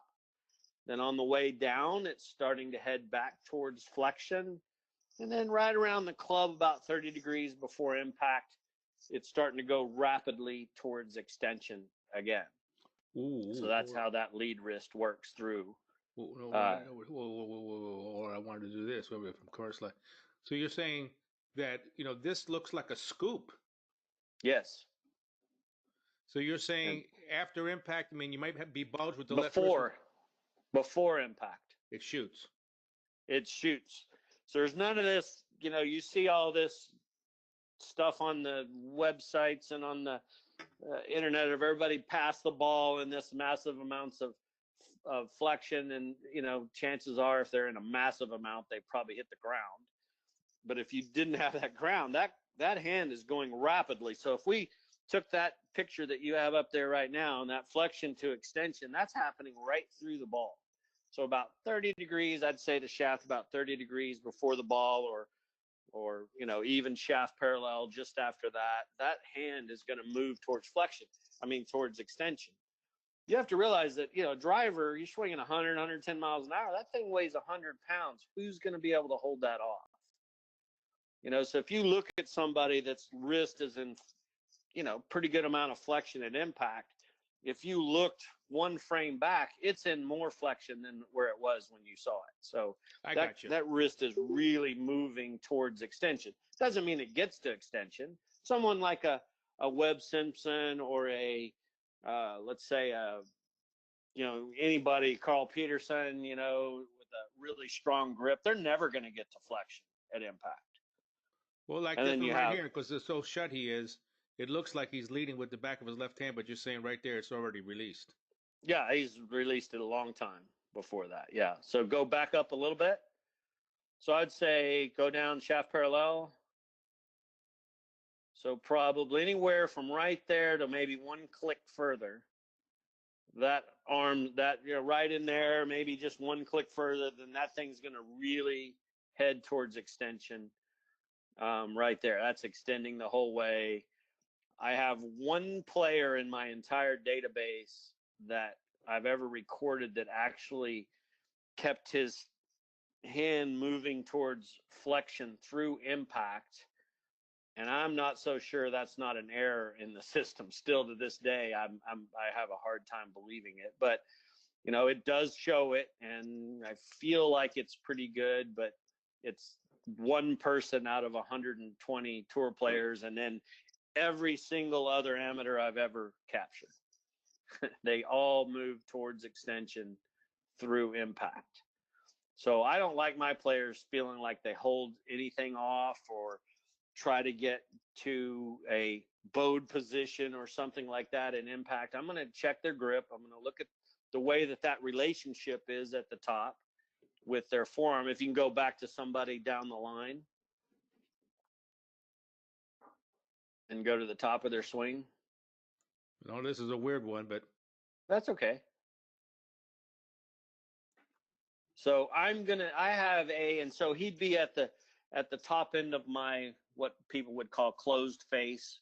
But see, that relationship with his wrist and the forearm, it's going to match up. He's going to be able to handle that because he can turn. So if you're looking at a player there and he's in that position and they can't get open, they can't turn, they can't right side bend, they're in big trouble right there. But you have this, superhuman specimen right there. He's in pretty good shape where he's at. And then, all the way to where the toe would maybe match the forearm, maybe on a flatter player or something like that, that toe of the club matching their forearm. So there's a pretty good sized area that I would give a tolerance to at the top of the swing. And certainly nobody would need to look exactly the same. But my telltale sign is, can this player control face path relationship? And if they can, then they probably got in a pretty good spot up at the top. If they can't, then that's something we probably address through grip, through the top of the swing, or just simple rate of closure ideas to, slow it down or speed it up, depending on what the player's having the trouble with. Darren, you got any questions? Yeah, I do, John. All interesting information, but on a daily basis, the first move at the top of the swing for most people that I teach is an extension move. 100%. And it's a very tough thing to teach. It's very difficult to get the students to understand that. And that's why I think some of the things you do provide great feedback and can expedite that learning process. You got any advice there? Yeah, it's a generation plus. So we're going to say probably the last 4 to 5 generations have been taught lag. And let's just go to somebody face on. And who do you want? You name them. It doesn't even matter. It makes zero difference. Any good player is going to be doing it right. There you go. Get a little better face on. Get a little straighter on picture. Okay. How's that? There you go. Perfect. So let's go to the top. So what people will do, and if you can even draw a line down the shaft, down their right arm, the right forearm. So what most people will look at, and they'll try to increase that number in a 2-dimensional video.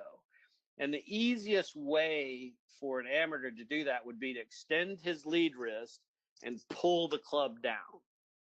And so you just bring this player down like 3 clicks. They go to arm parallel, be fine.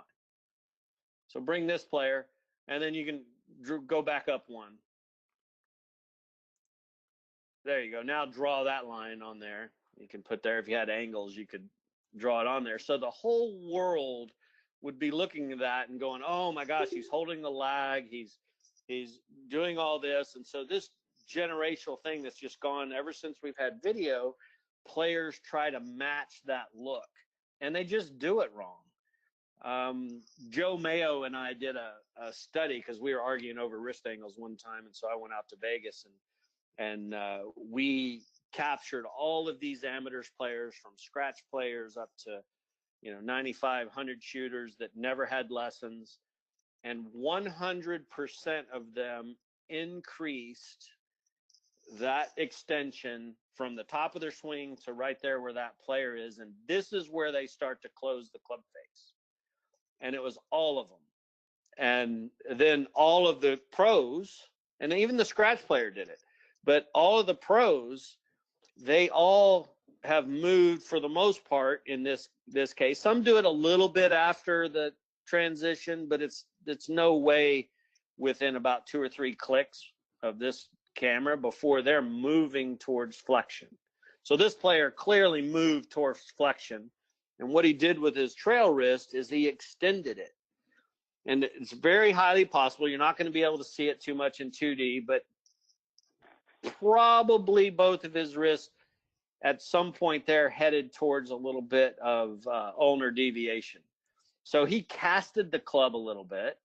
He extended the right wrist, flexed the left wrist, and that creates this lag picture, and it truly will increase that angle between that club and your forearm.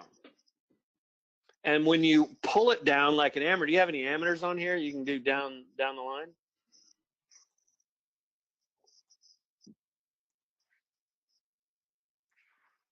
Right, try that one. All right, now go to the top of the swing. And do a side-by-side with a pro. Don't bring up Dustin, just do one that's more normal, like a flat left wrist guy, or even extended. How about Immelman again? Yeah, that's fine. There you go, and take him to the top. And so he's an extension a little bit at the top. Now click him down a little bit, and watch his club, Immelman, on the right. Now notice, stop right there. Go back up and repeat it, and watch that club head, how it goes up, back, behind him. See that right there? So that's showing the move I'm talking about. So if you look at this down the line and you get a camera up by the hands, and this is a great picture, you'll see that club head, and it's the center of mass going behind the player and up. So run that one more time on Immelman. And this is where everybody's talking about, you know, shallowing club. This is where he shallowed it, in my opinion, right there. And that's about all he's going to do about to that point. And now he's going to start tipping it up. Now run the amateur. And you'll probably see him, I don't know who this player is, but you'll probably see him pull that club down and extend. And that club gets, yeah, you can clearly see that. Do that again. Go up to the top in his transition. And then you'll see that club never went behind him. So that's going to be my telltale sign that that person. And then you'll see that club you can clearly see that. Do that again. Go up to the top in his transition. And then you'll see that club never went behind him. So that's going to be my telltale sign that that person is not closing the club face. And what you'll hear me say is at the top, I want you to close the club face early so you don't have to close it late. And well, John, Immelman, you know what? yes, You've sir. made Bobby and I look very smart tonight because we That's say good. that all the time. That's Tell good. the story about Nicholas that you had with that guy. Yeah, I worked for Nicholas for 7 years, and Jack, always That's talk why he always looks talk like about. the picture that we had on there. Yeah, exactly. I had more hair and teeth back then. But Jack would always talk about, you know, the rotation of the face starting, you know, as soon as he moved to the left side. Mike Malaska, Jim Flick, all those guys really helped me understand what was going on up there. And now you can measure it. You know, there wasn't any measurement back then. It was probably 1999, 2000. But now we can measure all this, so we don't have to guess about it anymore. And that's what really intrigues me. No, and you can, when you're flexing your wrist, okay, so it doesn't matter if you're extended, like, you know, Trevor was there. He was extended, and it doesn't matter. As long as it's moving towards flexion, you're closing the club face. If you look at the gentleman on the left, he's clearly either holding it. It's hard to see on video unless we get a camera right there. He's clearly either holding it in its position, or he's actually, well, you can see right there, he opened it. So that toe went wide open all the way to there. He hasn't even closed it yet. So he's in big trouble, right? He's got to do the hand, you know, get the hand steep, stand up. I don't even have to, you know what's about to happen. You know, any chance of him getting that club square, and think about right there. He's at, what, 90 degrees to the target, to the face. You know, he's got to go 90 degrees from that point and bring Immelman down. Look at his left wrist right there. Yeah, it's still it's extended. He never really, he'll move it now. And now you see Immelman one more. Yeah, see how he's already got the toe on the other side, and he's probably not even got it closed a huge amount, but you can certainly see his wrist. And bring the other guy down. Yeah, but look how when he goes to the ball, look how much he's turning over. Here, oh yeah, turning over big time. Look where the club. Yeah, he's toast, right? So he's doing everything he can. Now, here's them throw everybody into a tizzy. Immelman on the right has a slower rate of closure release than the guy on the left. I'd bet my life on it. That makes sense. Yep, makes sense. Yeah, it's the one, when you're trying to hold that, face to the plane or Jim Hardy says, that's zero rate of closure when it's to the path. I'm just here to tell you that can't happen. It's not a functional golf swing. You have to have some rate of closure. The lowest rate of closure number that I've ever received, the shaft is twisting at impact around 600 to 680 degrees per second. And then some of the players go up to, 1,700 to 2,000. So, that's a lot of movement, and we only get that 0.00045 seconds to touch the ball. Let's get to some of these graphs here because that might help them better understand what you're saying. So that's an AMM graph. So that's the one that I'm very familiar with. The one on the left is the lead wrist, and the one on the right is the trail wrist. For those HackMotion users, you'll see the green flexion on the left is the graph that you're used to seeing on the lead wrist. That one right there would be upside down on HackMotion. Now, the reason why we put this in the order that it did, where the actual graph is upside down to HackMotion, and HackMotion's is scientifically correct, I'll say that. But the reason we do that is we like to see the humps go in order, and this one's a little bit off. If I was going to look at this one just a little bit off, it's probably a good player there. This looks like it might be one of my graphs where I always cut the names off of it, but you'll see the hump happen on the lead wrist, that green, and it's happening before impact, and you can see it start to go towards extension very rapidly. And he's got quite a bit of flexion.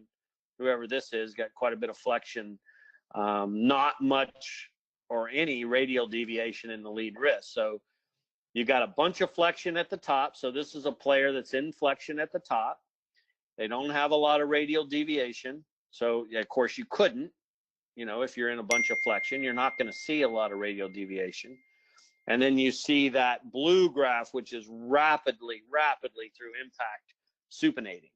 So that's the arm going from pronation to supination. And from the looks of this particular graph, this player is pretty fast.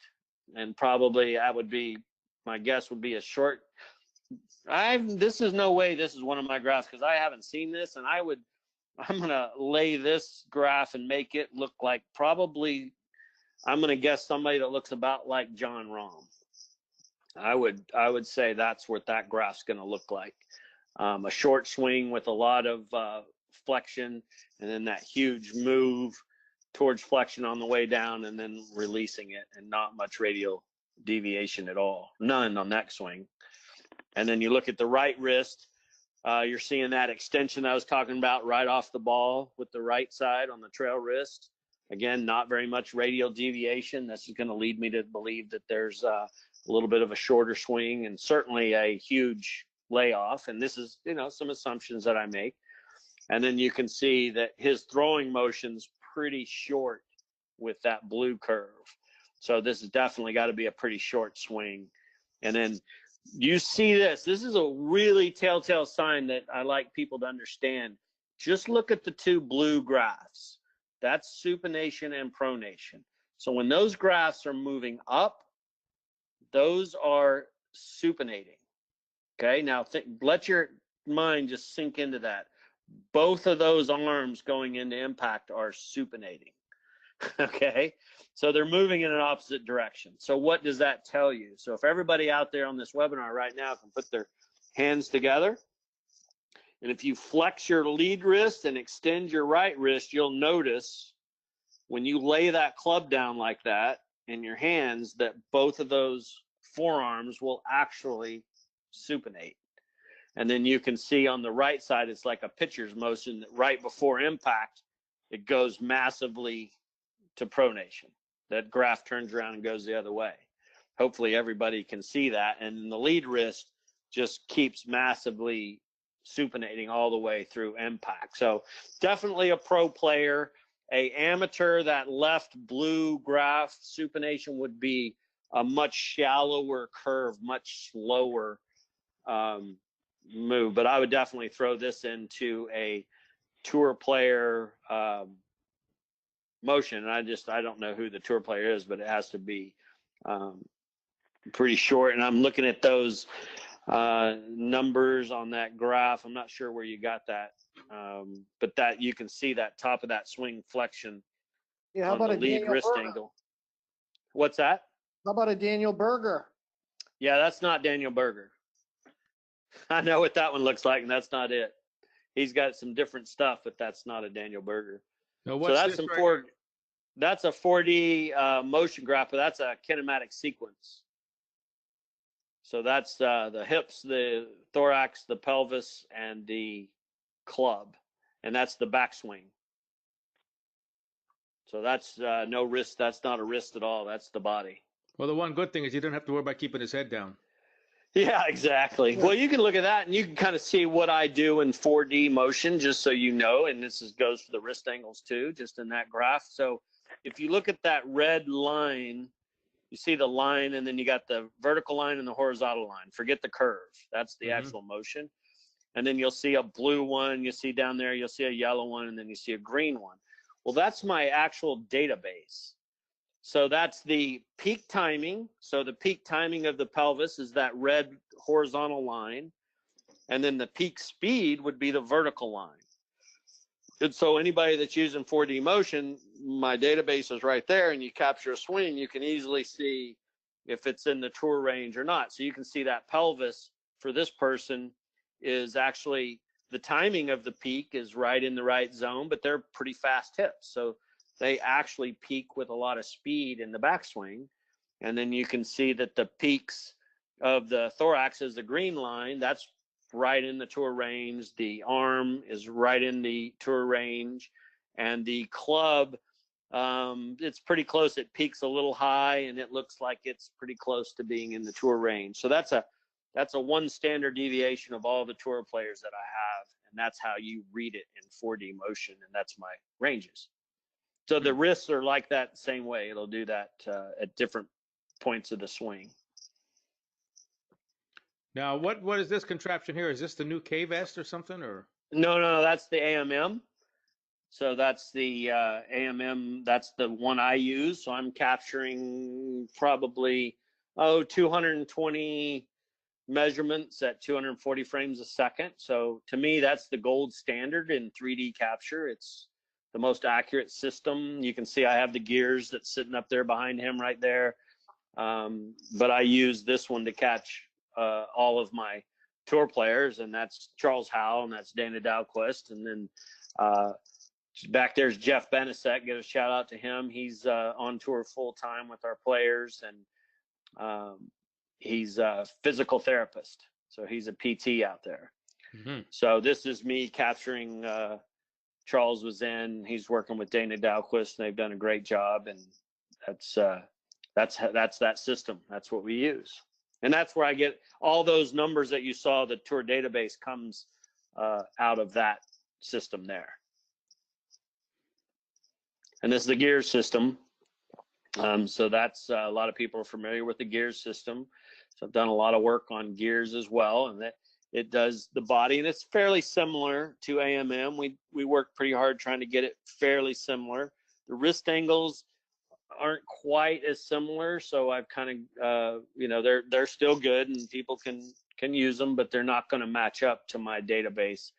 They're just a little bit different, and so I stick to the AMM for my full body stuff, and I've used a lot of the club research that I've done for the TPT product, TPT shafts, on that gears system.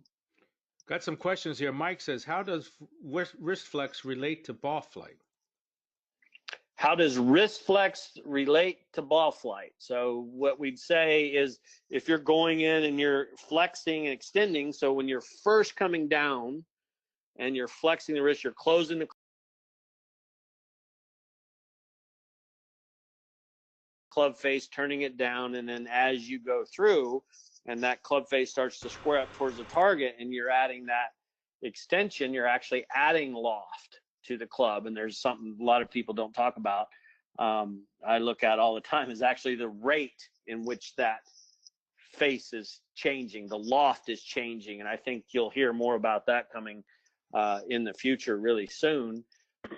So as you're extending that lead wrist, you're actually turning the club to the left, so you're rotating it to the left if you're a right-handed player, closing it, and you're adding loft. So again, it's not the position, it's the motion. So different players with different grips are going to come into the ball. You can be leaning the shaft, 10 to 15 degrees on say a 5-iron, and have your arm or your lead wrist in extension.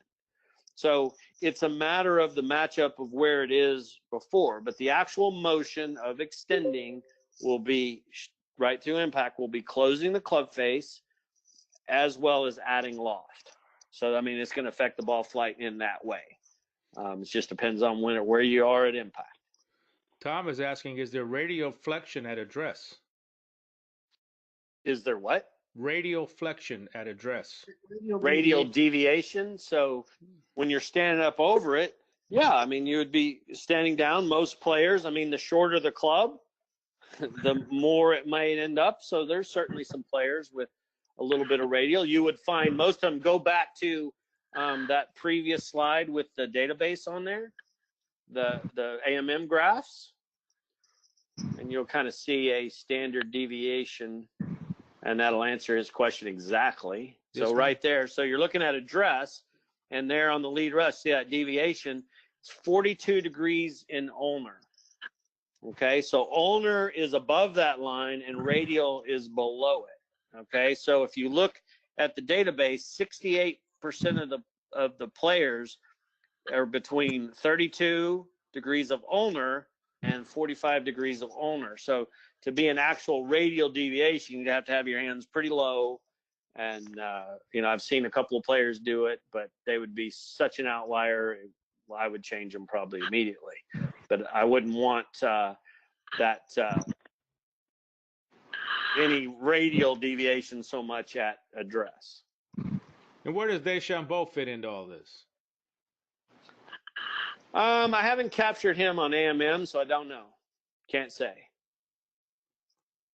I'd say he's very much so an ulnar at address. He would definitely be out of that range. He would be an outlier, so he'd be, well above 45 degrees of ulnar, I would think. But I've never captured him, so I can't say for sure. But, he's really ulnar deviating at the top. Just keep in mind, radial deviation does not happen a ton during the golf swing. It's at the top of the swing and a little bit after, but most players are dumping that radial deviation into ulnar pretty quickly. And certainly on those two graphs, you can see towards impact that curve is going pretty straight up. So that's a high velocity of movement right there. Any other questions from anybody? John, where can our audience reach you? How can we contact you if they want to get involved with some of the stuff that you're doing? You can certainly go to my website, sinclairgolf.com. And then if they want to watch that video, he's putting it in right there. You can find it right there. You can go to the contact page and my email's on there. But if you go to that Pro Shop right there, go to Pro Shop, go to products right there. And then there's that video right there. You can just add that to the cart. And then in that code, get a pen right now. And if you can always email me and I'll give you. So in that coupon code at the bottom there, you just put in JSVM, just type it for everybody so they can see it, VM99. and then make sure and just push that green mark next to that box, and that activates that code, and you'll get $50 off that video, and it's 2.5 hours. And I think there's a lot of good information in there. I go from A to Z on the wrist angles, both hands. So you'll have both hands on there. And what I do is I go through each motion individually, and then I have you put the hands together and show you how they work in unison. So hopefully everybody will like that does it. I've already had, tons and tons of people get it, and so far so good. Yeah, I mean, I think it's well worth the value there for our audience to understand that the last thing you want to do in the downswing is kind of hold that lag. And that's what everybody's trying to do, and that's why they get so extended on the way down. And there's a pretty good section that I show in there with the wrist. All right, guys, let me know, what did you think of that, about that? I mean, the whole point of me going live today was that I was supposed to do an interview with John Sinclair. This is I think the third time I've tried to interview John, and it hasn't happened any of these 3 times. So I hope you like that. I'm gonna ask Bobby if I can. I'm gonna cut up that video to the best parts of that video, because John actually is like a huge genius, and I wish that people knew some of the basics of what he's telling people about. So I want to get it out there. So I'm gonna ask Bobby if I can cut up some of that interview and put it on Be Better Golf. And I'll put some of my thoughts into it as well, I think. Anyway, so all right, so I'm going to, let's see if we can find one more thing. I don't want to look at any of that.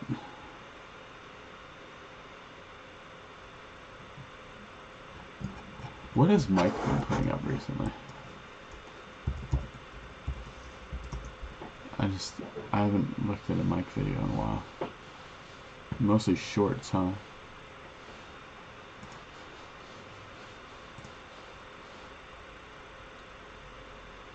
Oy, oy, oy. I'd worked on every other part of my game. I'd worked on... Bro, I'm not gonna buy that thing. Okay. The M system. Film that. Fire rock. This question comes to us from Tim Lawless, and it's about Joe Nichols and the loop drill. And he says that a lot of the stuff he sees on the site, the M system, reminds him a lot of Joe Nichols. And which one should I do? Well, let's just talk about Joe for a minute. There's one drill relative to Joe Nichols that everybody should learn to do, one concept. And what it is you take the club, it's called the lever system. So he used to take you and make you push the handle of the club down, so the club head went up and out this way, and then it broke up, and then the club fell behind your hands, and then you hit it, and then the club worked up over here.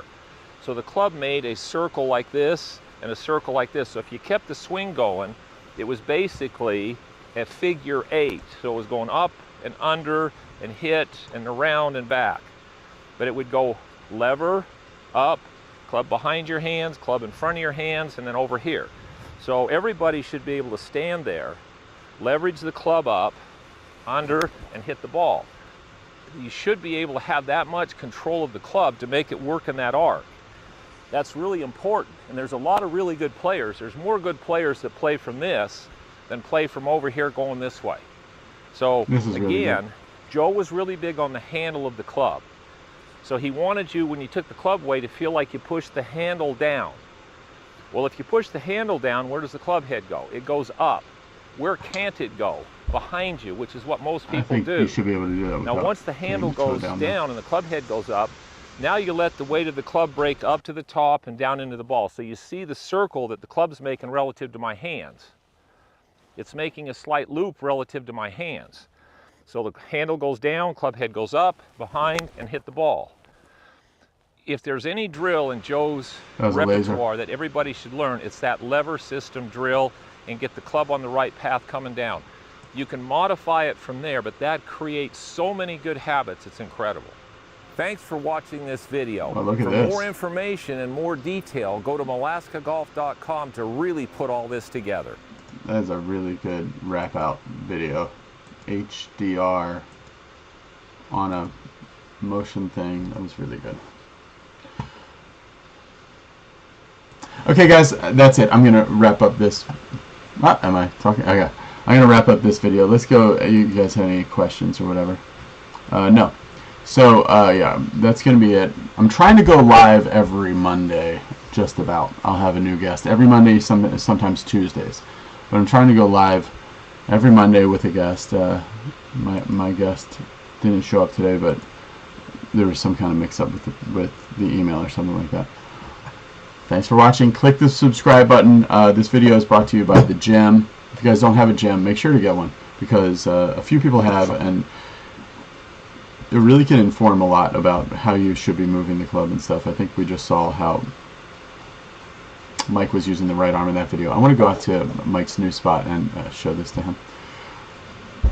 So if you go to gymgolf.com and use the promo code BeBetterGolf, get involved with that. I think a lot of people have had a lot of success with it, including me.